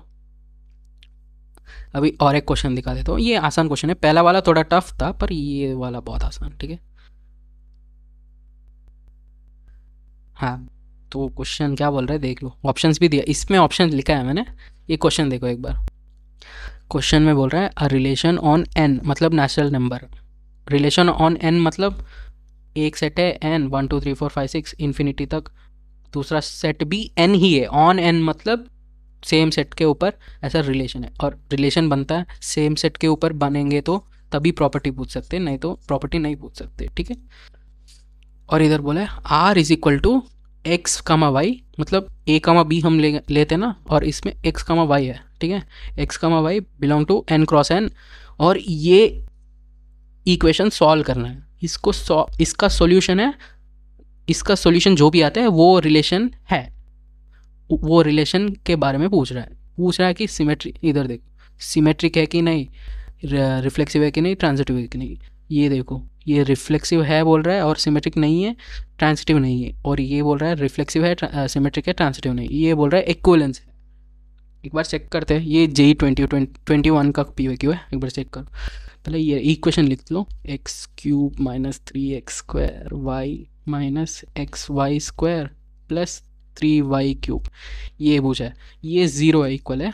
और इसका सॉल्यूशन एक बार चेक करो, एक बार कॉमन ले लो, x² कॉमन लिया तो x - 3y, हाँ, और -y² कॉमन ले लो, -y² कॉमन लिया तो x - 3y, ये सुनो। हाँ, अभी x - 3y कॉमन ले लो तो x² - y² आ गया, और x - 3y बन गया, जो कि = 0 है। इसको फिर से सिंप्लीफाई कर दो, रेस कर देता हूँ पहले, इसको फिर से सिंप्लीफाई किया तो x - y और x + y, x² - y² को 2 फैक्टर में ब्रेक किया है, देख लो, x - 3y = 0। ठीक है, ये पूछ रहा है कि कौन सा टाइप का रिलेशन बनेगा। ठीक है, ये इक्विवेलेंस, ट्रांजिटिव जो भी है फाइंड आउट कर दो एक बार। एग्जाम में इतने डिटेल में प्रूव नहीं करना है, मैं पहले क्वेश्चन में बहुत डिटेल में प्रूव किया था। अभी देखो, पहला एक सॉल्यूशन है x = y, ये देखो पहला ये ब्रैकेट है x = y, ये ब्रैकेट है x = -y, ऐसा ना, ये ब्रैकेट हुआ x = 3y। ठीक है, अगर ये कंडीशंस मैच हुआ है तो ये 0 बन जाएगा। अभी हमें देखो रिफ्लेक्सिव बनाने के लिए x = y होना चाहिए, ये सुनो। तो ये x = y एक सॉल्यूशन है, मतलब ये रिफ्लेक्सिव है। रिफ्लेक्सिव, हाँ रिफ्लेक्सिव कितने, बी सी में रिफ्लेक्सिव दिया है, बी और ऑप्शन सी में रिफ्लेक्सिव के बारे में बोला है कि सही रिफ्लेक्सिव है।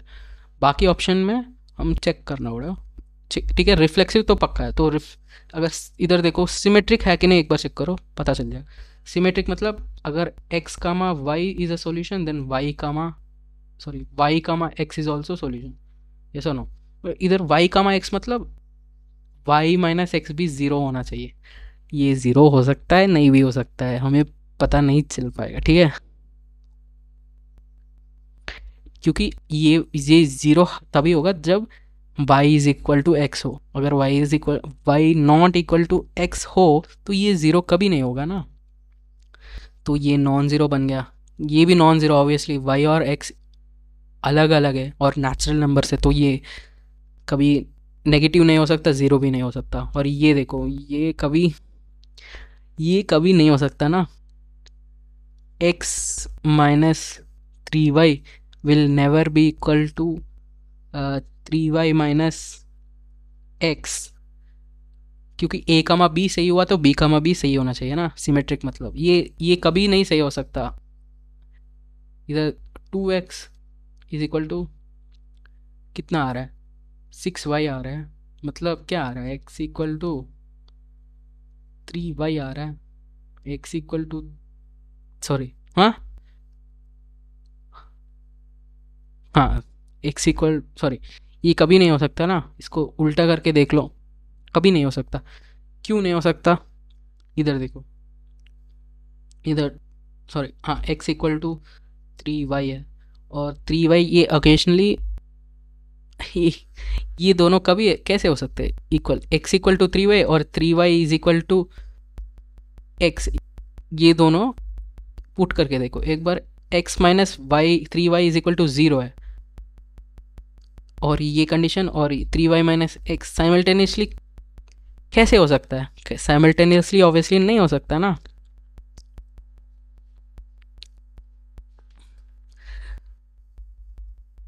समझ गया ना, मतलब सॉरी x y माइनस 3 नहीं, इधर इधर गलत लिखा है, इधर भी गलत, सॉरी हाँ इधर 3y माइनस एक्स, हाँ ये साइमल्टेनियसली कभी नहीं हो सकता ना। ये देखो क्या बोल रहा है, x इज इक्वल टू, पहला सॉल्यूशन देखो तो 3y बोल रहा है और दूसरा सॉल्यूशन देखो 3y is equal to x बोल रहा है। अगर ये कभी sorry 3x equal to y बोल रहा है, हाँ ये सुनो, मतलब ये सिमेट्रिक कभी नहीं हो सकता। एक बार देख, x is equal to 3y बोला है, ये सॉल्यूशन है इसका, ठीक है, इसका सॉल्यूशन है x इक्वल टू 3y, और उल्टा भी सही होना चाहिए, मतलब उल्टा मतलब 3x is equal to Y भी होना चाहिए, मतलब तभी सिमेट्रिक होगा। ये कभी सही हो सकता है क्या, देख लो एक बार, नहीं हो सकता। अगर ये दोनों कंडीशन सही मान लिया तो 3 इज इक्वल टू 1 आ जाएगा, ये सुनो इन दोनों को डिवाइड कर दो, 3 इज इक्वल टू 1 आ जाएगा, जो कि ऑब्वियसली 3 इज इक्वल टू 1 नहीं है ऑब्वियसली,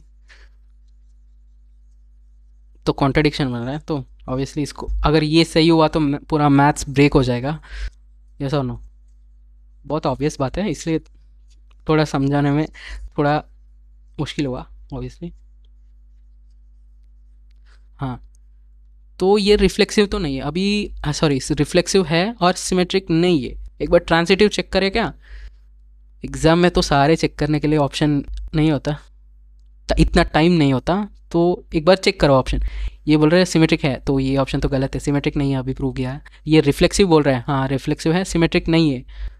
पर ट्रांसिटिव है कि नहीं हमें नहीं पता, हमने चेक नहीं किया है, तो ऑप्शन एक बार चेक करते हैं कि सही है कि नहीं। ट्रांसिटिव तो हमने चेक नहीं किया, तो एक बार इसको चेक करना पड़ेगा। अभी ट्रांसिटिव नहीं है, चेक किया नहीं किया, तो ये सिमेट्रिक तो नहीं, ये तो नहीं हो सकता। रिफ्लेक्सिव है पर सिमेट्रिक नहीं है, तो ये ऑप्शन गलत है। इक्विवेलेंस ऑब्वियसली नहीं है क्योंकि सिमेट्रिक भी नहीं, बचा हुआ ऑप्शन यही है।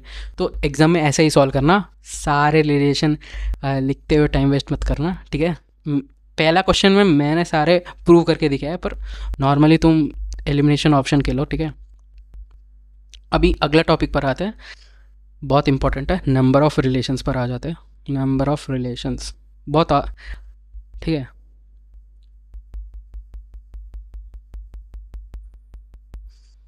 अभी मान लो सेट ए 1 2 3 4 5 6 है, सेट ए में, इधर एक मिनट, हाँ, सेट ए में 1 2 3 4 5 6 एलिमेंट्स है और इसका क्रॉस प्रोडक्ट क्या होगा, 1,1 1,2 ऐसे पूरे कितने एलिमेंट्स बन जाएंगे, 6 इंटू 6 36 एलिमेंट्स आ जाएंगे। ये पूरा देखो 36 एलिमेंट्स है, ये इसका क्रॉस प्रोडक्ट है।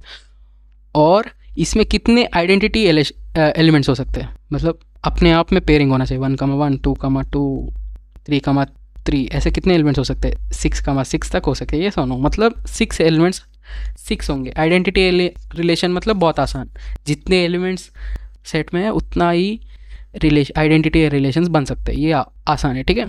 अभी रिफ्लेक्सिव बोला तो उसका फॉर्मूला है n 2 की power n square minus n, ठीक है। ये फॉर्मूला मतलब n स्क्वायर होगा 36 माइनस 6 इज इक्वल टू 2 की पावर 33, 2 की पावर 30 वही लिखा है इधर, ठीक है। ये फॉर्मूला है, भी डेरिवेशन करवा देता हूँ फॉर्मूला का, 1 मिनट रुको। पहले ये सारे फॉर्मूला देख लो, और नंबर ऑफ रिफ्लेक्सिव का अभी बता दिया। नंबर ऑफ सिमेट्रिक का ये नंबर ऑफ सिमेट्रिक का फॉर्मूला देखो, 2 की पावर n इंटू 2 की power n square minus n divided by 2, ठीक है, नंबर ऑफ सिमेट्रिक का। और इसका आंसर आ रहा है 2 की पावर 21 आ रहा है, ठीक है। और ट्रांसिटिव रिलेशन चेक करने के लिए कोई फॉर्मूला नहीं है, तो मेथड लगवाना पड़ेगा। तुम हर एक रिलेशन लिख के चेक करना पड़ेगा। और इक्विवेलेंस रिलेशन चेक करने के लिए एक मेथड है, फॉर्मूला नहीं है कितने इक्विवेलेंस रिलेशन बनेंगे। और एंटी सिमेट्रिक रिलेशन का फॉर्मूला है 2 की पावर n मल्टीप्लाइड बाई 3 की power n square minus n divided by 2। सीधा फॉर्मूला ये आंसर आएगा इस वाले चीज़ का। अभी सबका फॉर्मूला है, सिर्फ फॉर्मूला नहीं है ट्रांसिटिव रिलेशन का और इक्विवेलेंस रिलेशन का फॉर्मूला नहीं। इक्विवेलेंस रिलेशन का एक मेथड है, एक ट्रायंगल बनाना पड़ेगा ऐसा, भी दिखा देता हूँ। हाँ, नंबर ऑफ इक्विवेलेंस का ये देखो, ये मेथड है।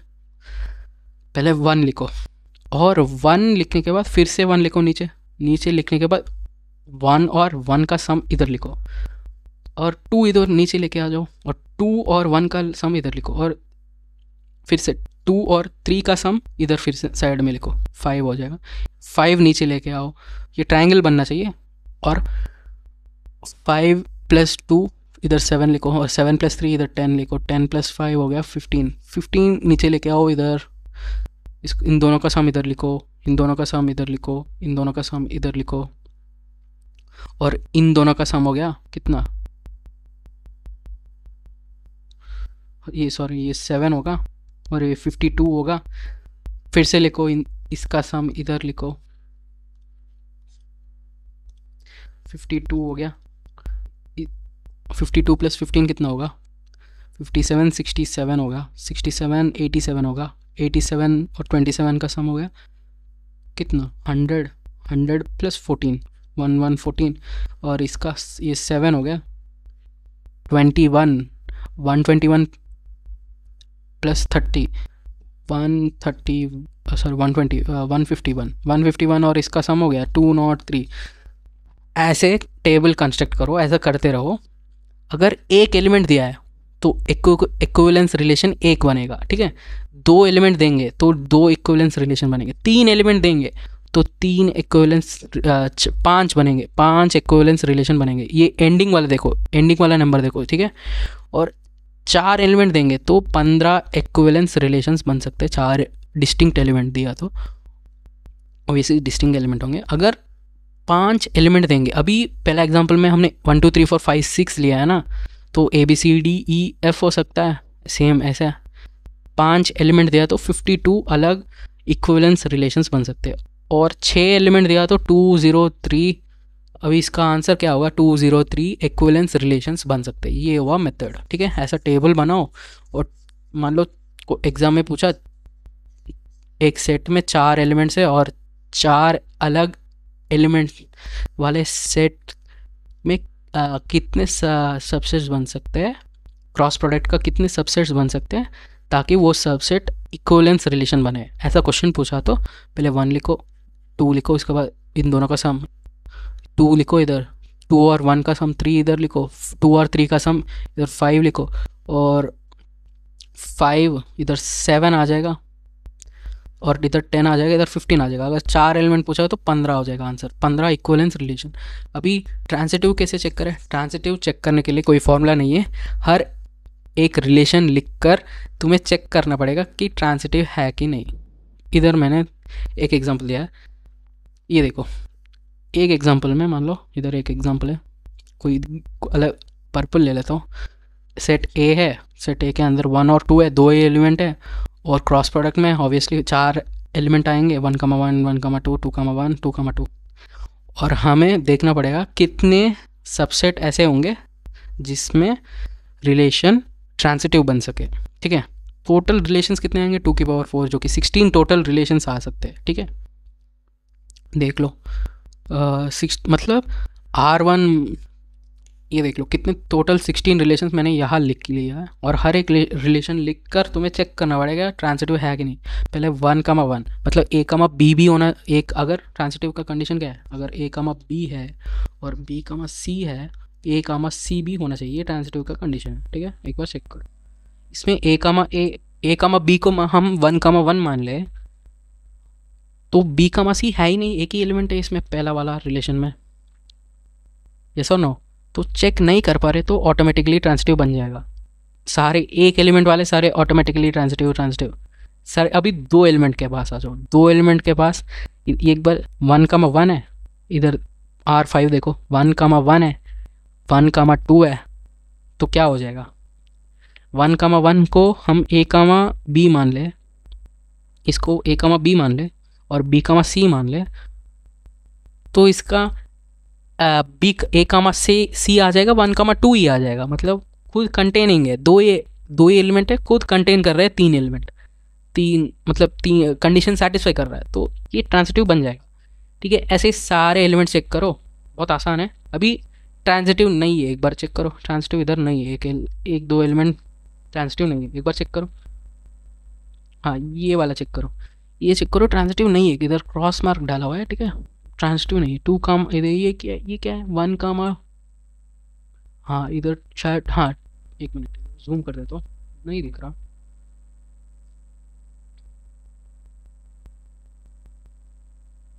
हाँ कोई बात नहीं, इधर क्या है 2,2 है और 2,1 है। हाँ 2,2 है और 2,1 है, ये ट्रांसिटिव क्यों नहीं है। 2,2 है और 2,1 है, ये ट्रांसिटिव क्यों नहीं है, एक बार देख लो।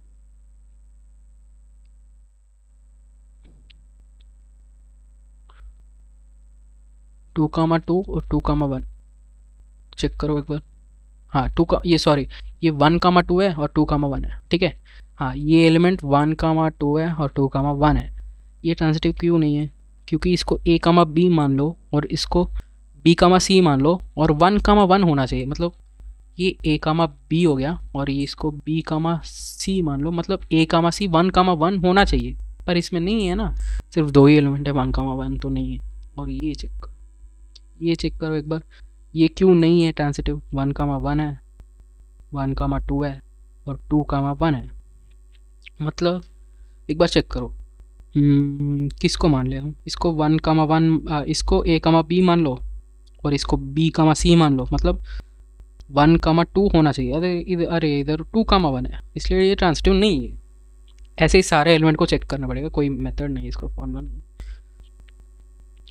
और ये एलिमेंट देखो, ये भी नहीं है, 1,2 है, 2,1 है और 2,2 है। अभी इसको क्या मान ले, हाँ इसको A, B मान लो, ये इसको B, C मान लो, और 1,1 होना चाहिए A, C, इसको 2,2 है, 1,1 नहीं है, इसलिए ये ट्रांसिटिव नहीं है। ठीक है, पूरे कितने एलिमेंट्स है, 16 एलिमेंट्स है, 16 सबसेट्स में, 16 सबसेट्स में सिर्फ 3 एलिमेंट ऐसा है जो कि ट्रांसिटिव नहीं है, बाकी सारे ट्रांसिटिव है। मतलब 13 एलिमेंट है जो कि ट्रांसिटिव है।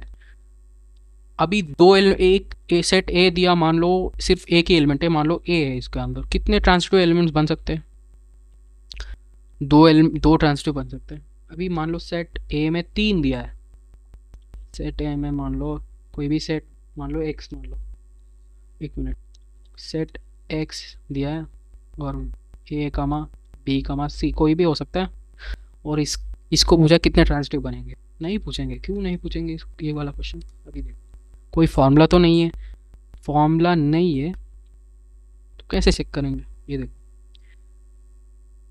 ये सेट 3 एलिमेंट का है और इसके सबसेट्स बनेंगे 2 की पावर 9, मतलब 2 की पावर 9 अलग रिलेशंस बनेंगे ए क्रॉस ए का, अगर 3 एलिमेंट दिया तो 2 की पावर 9 तो बहुत बड़ा नंबर होता है, सारे एलिमेंट्स लिखकर चेक करना इम्पॉसिबल होता है, तो नहीं पूछेंगे। शायद इसका आंसर 171 आ रहा होगा, अगर कंप्यूटर में डाल कर देखे हो, इसका शायद 171 है, चेक नहीं किया है, पर नहीं पूछेंगे क्वेश्चन। मैक्सिमम पूछेंगे एक एलिमेंट वाला या 2 एलिमेंट, 2 एलिमेंट में 13 अभी निकाला है, एक एलिमेंट वाला 2 है आंसर, ठीक है।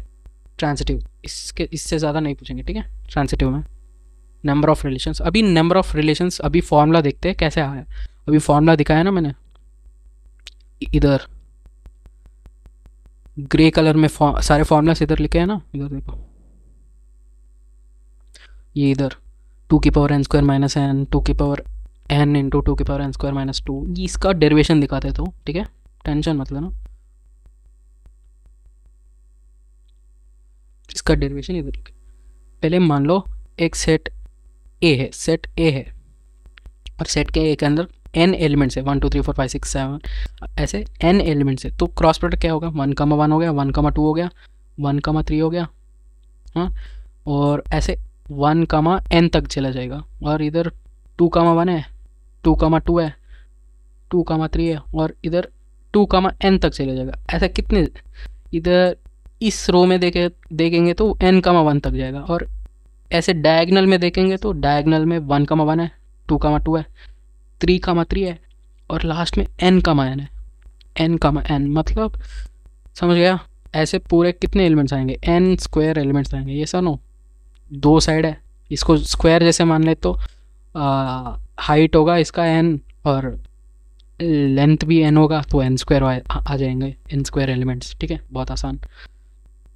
अभी देखो रिफ्लेक्सिव कैसे प्रूव करें। रिफ्लेक्सिव मतलब सारे डायगोनल एलिमेंट्स आने चाहिए। डायगोनल मतलब इसमें देखो 1,1 2,2 ऐसे सारे एलिमेंट्स डायगोनल एलिमेंट्स है ना। इस क्यूब में देखो, इस स्क्वायर में सारे डायगोनल एलिमेंट्स कैसे है, इधर देखो, इधर 1,1 है, 2,2 है, और 3 का इधर देखो 3,3 है, और इधर 4,4 होगा, इधर 5,5 होगा, और इधर चलते जाएंगे n,n होगा। तो मतलब डायगोनल एलिमेंट्स कितने होंगे? n होंगे। कैसे? 1,1 2,2 ऐसे n तक चले जाएंगे, तो पूरे n,n तक कितने एलिमेंट्स होंगे? n एलिमेंट्स होंगे, तो पूरे n एलिमेंट्स तो पक्का आना चाहिए, उसमें कोई रिफ्लेक्सिव होने के लिए n एलिमेंट्स को पक्का आना चाहिए, ठीक है। अभी चॉइस किसके लिए? वो तो पक्का आना चाहिए, वो तो पक्का आएंगे, पर चॉइस किस एलिमेंट्स के पास है? नॉन डायगोनल एलिमेंट्स के पास चॉइस है। मान लो कोई नॉन डायगोनल एलिमेंट्स है, उसका चॉइस है या तो आएगा या तो नहीं आएगा, मतलब 2 चॉइस है, मतलब 2, इसलिए इधर 2 लिखा है। देखो इधर देखो 2 लिखा है, ठीक है। और एक बार इधर देखो फिर से, डायगोनल एलिमेंट्स है n, और नॉन डायगोनल एलिमेंट्स देखो कितने होंगे, पूरा टोटल एलिमेंट्स है n², और डायगोनल एलिमेंट्स है n, तो नॉन डायगोनल एलिमेंट्स हो गया diagonal elements minus sorry total elements minus diagonal elements, ठीक है, n² - n, ठीक है। ऐसे कितने एलिमेंट्स के पास चॉइस है? चॉइस नहीं है उसका तो कोई भी एक ही होगा, 1 होगा। चॉइस नहीं है तो पक्का आएंगे, तो 1 आ गया। ये सुनो, इसका चॉइस, नॉर्मल चॉइस किसके लिए होता है? अगर आएगा या नहीं आएगा, 2 चॉइस। इसके पास कोई चॉइस नहीं है, ये पक्का आना चाहिए रिफ्लेक्सिव होने के लिए, इसलिए 1, एक ही चॉइस। और इनके लिए 1 × 1 × 1 × 1 × 1, इस ऐसे n 1s आ जाएंगे। 1 से कोई मतलब नहीं है, क्योंकि 1 × 1 1 ही होता है। पर इधर देखो, इसके पास नॉन डायगोनल एलिमेंट्स के पास चॉइस है, या तो आ सकते हैं या नहीं आ सकते। कितने चॉइस है? 2 चॉइस है। 2 चॉइस है मतलब कितने बार 2 चॉइस आएंगे? 2 चॉइस एक एलिमेंट को, 2 चॉइस एक एलिमेंट को, ऐसे ऐसे ऐसे कितने टोटल एलिमेंट्स है? Non diagonal elements n² - n, इसलिए इसका रिफ्लेक्सिव रिलेशंस का फॉर्मूला होगा n2 × 2 n²- n, ठीक है। ऐसा आता है रिफ्लेक्सिव रिलेशंस का फॉर्मूला। अभी सिमेट्रिक रिलेशंस का फॉर्मूला देख लो कैसा आएगा। इक्विवेलेंस रिलेशन का मत पूछना, डेरिवेशन बहुत मुश्किल है। सिमेट्रिक रिलेशन मतलब अगर a, b आया तो b, a भी आना चाहिए, ठीक है। डायगोनल एलिमेंट्स होगा, डायगोनल एलिमेंट्स का उल्टा डायगोनल एलिमेंट ही है, मतलब ए कामा ए टाइप का होगा डायगोनल एलिमेंट, जो कि उस खुद की ही उल्टा है, मतलब वो आएगा तो ऑलमोस्ट क्या बोलते हैं, वो आया तो उल्टा भी आया, इसका मतलब, ठीक है। तो हर एक डायगोनल एलिमेंट, कितने डायगोनल एलिमेंट्स है, एन, 1,1, 2,2, 3,3, ऐसे ऐसे एन कामा एन तक कितने डायगोनल एलिमेंट्स होंगे, एन। और चॉइस कितने, या तो वो आ सकता है या नहीं आ सकता है, इसके बाद दो चॉइस है, मतलब हर एक एलिमेंट के पास दो चॉइस, 2 इंटू 2, 2 इंटू 2, ऐसे कितने टूस आ जाएंगे, एन के डायगोनल एलिमेंट्स के लिए। और फिर से मल्टीप्लाई करो नॉन डायगोनल एलिमेंट्स के लिए, नॉन डायगोनल एलिमेंट्स कितने हैं, एक बार नॉन डायगोनल एलिमेंट्स को सिमेट्री चेक कर देते हैं। इधर देखो, ये वाला टेबल देखो, मान लो ये वाला एलिमेंट आ गया, 1,3 आया, तो 3,1 भी आना चाहिए, सिमेट्रिक रिलेशन, मतलब कंस्ट्रेंट है, मतलब ये आया तो ये पक्का आएगा अगर सिमेट्रिक रिलेशन दिया तो। और ये वाला मान लो डायगोनल एलिमेंट है, इसका डायगोनल एलिमेंट यहाँ कहीं होगा, ये आया तो ये भी आएगा, मतलब कंस्ट्रेंट है, मतलब अगर ये इसको कंसिडर किया तो ये इसको कंसिडर करने की ज़रूरत नहीं, क्योंकि ऑटोमेटिकली कंसिडर्ड है। तो इधर कैसे क्या, इधर देखो, हाँ, डायगोनल एलिमेंट्स n है, इसके लिए 2 की पावर n आया, ठीक है।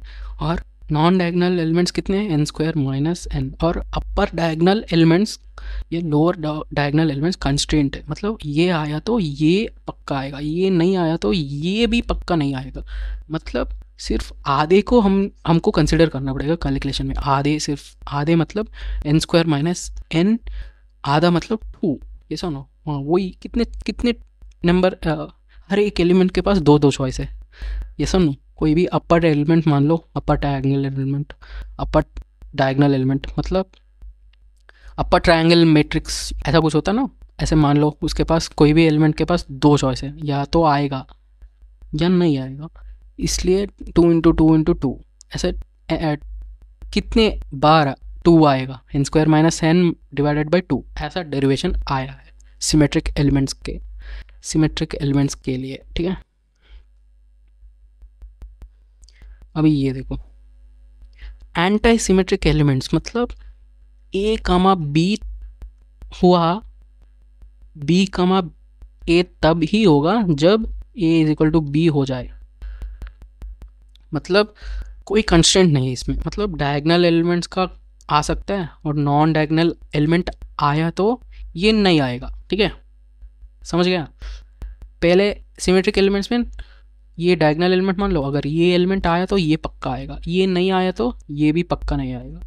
पर एंटी सिमेट्रिक में क्या है, एंटी सिमेट्रिक में कंडीशन एक बार देख लो, a कामा b है, b कामा a तभी होगा तब दोनों इक्वल हो, मतलब डायगोनल एलिमेंट कुछ चॉइस है, या तो आ सकते हैं या नहीं आ सकते। इसमें क्या चॉइस है, अपर डायगोनल एलिमेंट, अगर ये आया तो ये पक्का नहीं आएगा, ठीक है, अगर ये नहीं आया तो ये आ सकता है, तीन चॉइस। अभी तीन चॉइस कैसे, ये आएगा तो ये पक्का नहीं आएगा, ठीक है, अगर ये नहीं आया तो ये पक्का आएगा, और दोनों नहीं भी आ सकते, मतलब तीन चॉइस, ये एक चॉइस, ये एक चॉइस, ये और एक चॉइस, ये तीन चॉइस है, मतलब डायगोनल एलिमेंट्स के पास दो ही चॉइस है, ये सुनो, क्योंकि ये कंडीशन है ना, ये कंडीशन a कामा b तभी होगा जब a कामा b अगर होगा, और b कामा a तभी होगा जब a और b इक्वल है, मतलब डायगोनल एलिमेंट्स हो सकता है, मतलब हो सकता है, मतलब या तो हो सकता है या नहीं हो सकता है, कितने चॉइस, एक हो सकता है, नहीं हो सकता है, दो ही चॉइस है, इसलिए डायगोनल एलिमेंट्स कितने होंगे, n, और सारे n एलिमेंट्स के पास दो ही चॉइस है, या तो 1,1 मान लो, 1,1 या तो आएगा या फिर नहीं आएगा, ये सुनो, इसका मतलब ये 1,1 आएगा, या 2,2 मान लो,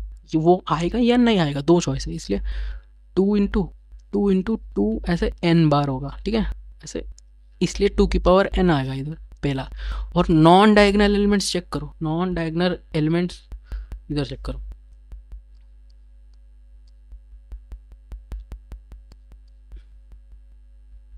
नॉन डायगोनल एलिमेंट्स के पास चॉइस देखो एक बार, अगर ये आया तो ये नहीं आएगा उसका कॉन्जुगेट एलिमेंट, अगर ये नहीं आया तो ये आ सकता है, ये पक्का आएगा, ठीक है। और एक और चॉइस है, दोनों ये आया और ये नहीं आया और ये भी नहीं आया, मतलब दोनों नहीं आएंगे, ठीक है। अगर एक आया तो एक नहीं आएगा, अगर दूसरा आया तो दूसरा पक्का नहीं आएगा, और दोनों नहीं आएंगे वो भी एक पॉसिबिलिटी, मतलब 3 पॉसिबिलिटी है, ठीक है। मतलब एक एलिमेंट के पास 3 चॉइस है, ठीक है। और कंस्ट्रेंट है, देखो एक बार इधर देखो, मतलब नॉन डायगोनल एलिमेंट या तो आएगा अपर और लोअर, अपर आएगा तो लोअर नहीं आएगा, ये देखो इधर अप और लो लिखा है और क्रॉस मार्क लिखा है, देखो अप आएगा तो लो नहीं आएगा, और एक चॉइस है लो आएगा तो अप आएगा, मतलब लोअर डायगोनल एलिमेंट आएगा तो अपर डायगोनल एलिमेंट नहीं आएगा, तो ये एक चॉइस है। और दूसरा चॉइस है दोनों नहीं आएंगे, मतलब 3 चॉइस है। 3 कितनी बार, हर एक एलिमेंट के पास 3 चॉइस है, मतलब 3 × 3 × 3 कितने बार, N square minus N divided by 2 बार। क्यों, एन स्क्वायर हो गया total elements minus diagonal elements, already हमने पहला एक कैलकुलेट कर दिया ना 2n, इसलिए एन स्क्वायर माइनस एन। और कंस्ट्रेंट है और ऊपर वाला आया तो नीचे वाला नहीं आ रहा, इसलिए ना, इसलिए एक ही बार कंसिडर करना पड़ेगा, तो डिवाइडेड बाई 2, ये सुनो, ये होगा फॉर्मूला, ऐसा बना formula 2n into 3n square minus N divided by 2, ऐसा फॉर्मूला आया है, ठीक है, एंटी सिमेट्रिक एलिमेंट्स का, ठीक है। अभी 2 क्वेश्चन है, मतलब 2 टॉपिक बचा है, कुछ एक ही टॉपिक बचा है, एक क्वेश्चन करवा देता हूँ अभी, नहीं हाँ 2 टॉपिक बचा है और एक क्वेश्चन भी। अभी इक्विवेलेंस रिलेशन तो पढ़ा है, इक्विवेलेंस क्लास क्या होता है, इक्विवेलेंस क्लास होता है, मान लो एक रिलेशन ये वाला दिया, ठीक है, और ये वाला दिया तो हमें इक्विवेलेंस क्लास पूछा तो कैसे पूछेंगे, ये वाला दिया रिलेशन, और इक्विवेलेंस क्लास ऑफ 1 पूछा तो 1,2 लिख देंगे, मतलब 1 इक्विवेलेंस क्लास ऑफ 1 मतलब 1 के साथ जो भी एलिमेंट के पेयरिंग है वो एलिमेंट लिख लो, 1,1 ऑब्वियसली पेयरिंग है, वो तो लिखने की ज़रूरत नहीं। और इक्विवेलेंस क्लास ऑफ 2 मतलब इस रिलेशन में 2 के साथ कौन से पेयरिंग है, 2 के साथ 1 ही पेयरिंग है, तो 2,1 लिख दो, ठीक है।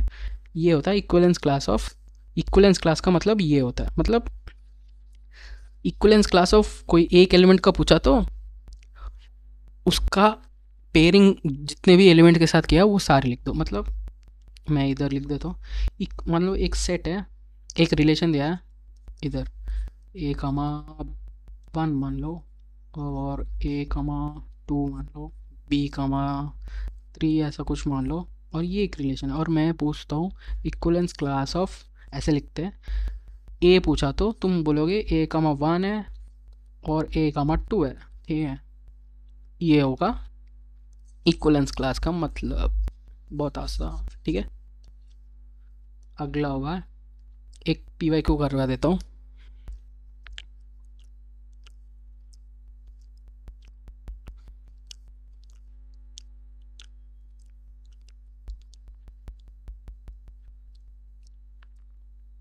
अभी ये देख लो, एक PYQ है, ये बोल रहा है P,Q are such P and Q are at the same distance from origin, ठीक है, be the relation then equivalence class of 1,-1, अच्छा 1,-1 का इक्विवेलेंस क्लास पूछ रहा है, मतलब एक बार क्वेश्चन समझा देता हूँ, इधर कॉर्नर में हमें पूछ रहा है, मान लो कोई भी P and Q distance from origin है, ठीक है, P मान लो ये है और Q मान लो कोई भी हो सकता है, मैं ये मान रहा हूँ, और distance from origin such that P and Q are at same distance from origin, मतलब सेम, ये K डिस्टेंस मान लो, ये भी K होगा, ठीक है। देन इक्विवेलेंस क्लास मतलब एक पॉइंट है इधर 1,-1 दिया है उधर, और इसका इक्विवेलेंट क्लास पूछ रहा है, मतलब इसका इक्विवेलेंट क्लास क्या होगा, ये डिस्टेंस, इसका इक्विवेलेंस क्लास होगा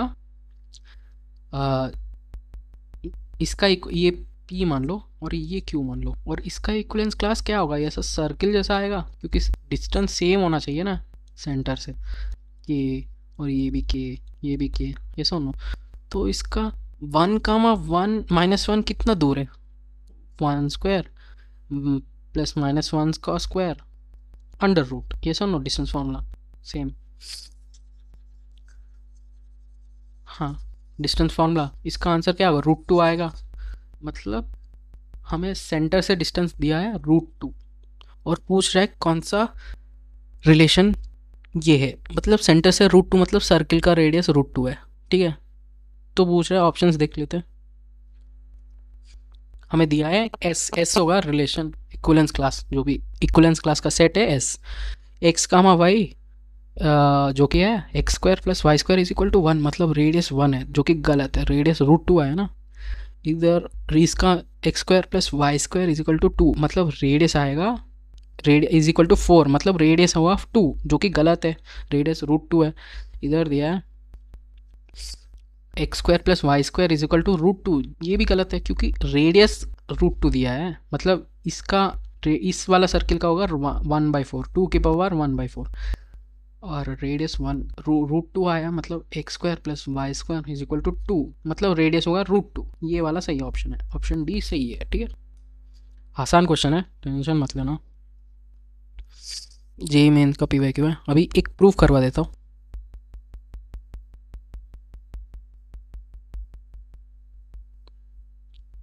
हाँ, एक छोटा सा कॉन्सेप्ट है, कॉन्सेप्ट मतलब ऑब्वियस बात है। मान लो R1 है, R2 है, एक सेट मान लो ए, जो भी ये सेट है, सेट ए के साथ ए ही होगा ऑब्वियसली, इक्वलेंस रिलेशन मतलब। और इसका क्रॉस प्रोडक्ट मान लो A×A कुछ आया है सेट में, और इस क्रॉस प्रोडक्ट का सबसेट हुआ एक रिलेशन R1, दूसरा सबसेट हुआ रिलेशन R2।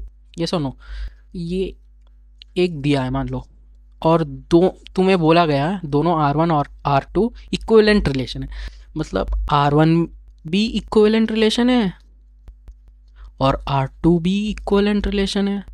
ये सो नो, अगर ये बोला गया है तो तुम्हें प्रूव करना होगा R1 इंटरसेक्शन R2 भी इक्विवेलेंट रिलेशन होगा। कैसे प्रूव करोगे? पहले सेम ऐसे ही प्रूव करोगे, से पहले रिफ्लेक्सिव चेक करो पहले। अगर ये R1 भी रिफ्लेक्सिव होगा ना, ऑब्वियसली इक्विवेलेंट मतलब ये रिफ्लेक्सिव होगा, R2 भी रिफ्लेक्सिव होगा, रिफ्लेक्सिव होगा, मतलब रिफ्लेक्सिव होने का मतलब क्या है?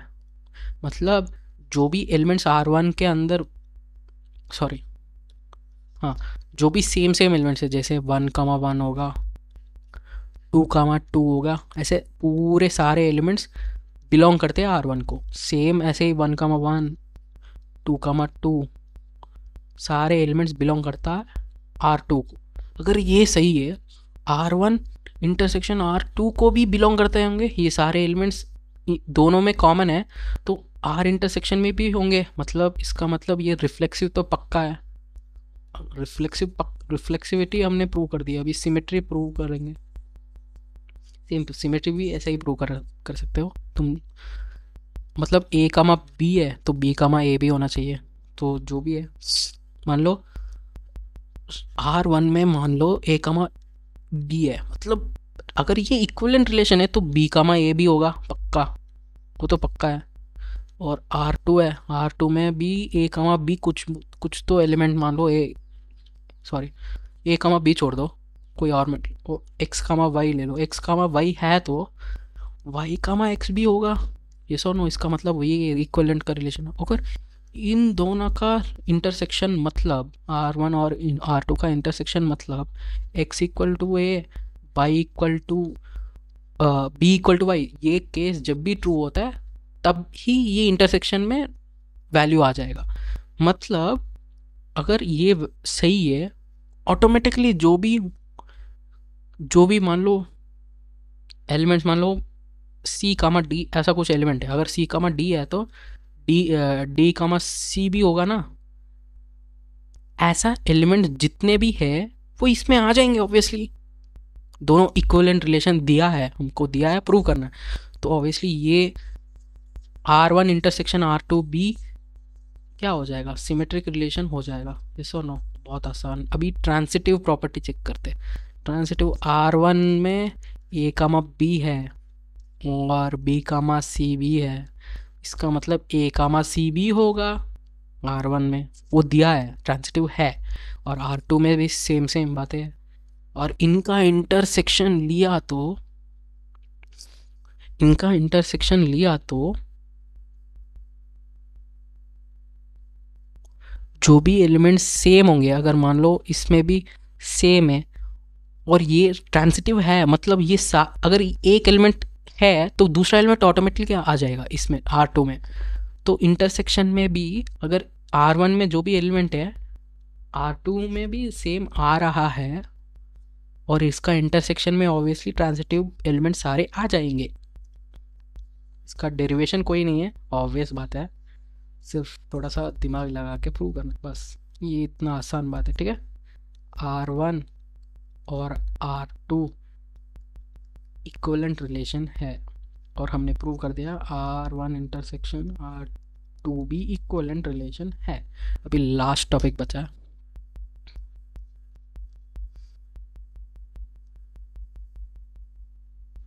Composition of relation. Composition of relations क्या होता है? मान लो एक सेट है A, सेट में मान लो 1 2 3 है, सेट B है तो 4 5 6 मान लो, कोई भी एलिमेंट हो सकता है। सेट C मान लो A comma B comma C है, मान लो 1 के साथ ऐसा मैपिंग कुछ है और ऐसा कुछ है और इसके साथ ऐसा कुछ है, और 6 के साथ C, और ये रिलेशन मान लो R1 और ये रिलेशन मान लो R2। अगर मैं पूछूंगा R कॉम्पोजिशन ऑफ R2 पूछूंगा तो ऐसा सीधा बताएंगे, ये होगा R कॉम्पोजिशन R2। मतलब क्या है इसका? मतलब है ये, इसका मतलब देख लो, हाँ इसका मतलब ये देख लो, इसका मतलब है मैं R1 पूछूंगा तो क्या लिखेगा? 1,4 लिखेगा कामा 1,5 लिखेगा, ये सब नो, क्योंकि पेयरिंग ऐसा ही है, मैंने अभी पेयरिंग किया देखो। और R2 पूछूंगा तो क्या लिखोगे? 4,A लिखोगे और कामा 4,B लिखोगे। पेयरिंग देखो एक बार, 6,C लिखोगे, इधर मैंने दिया।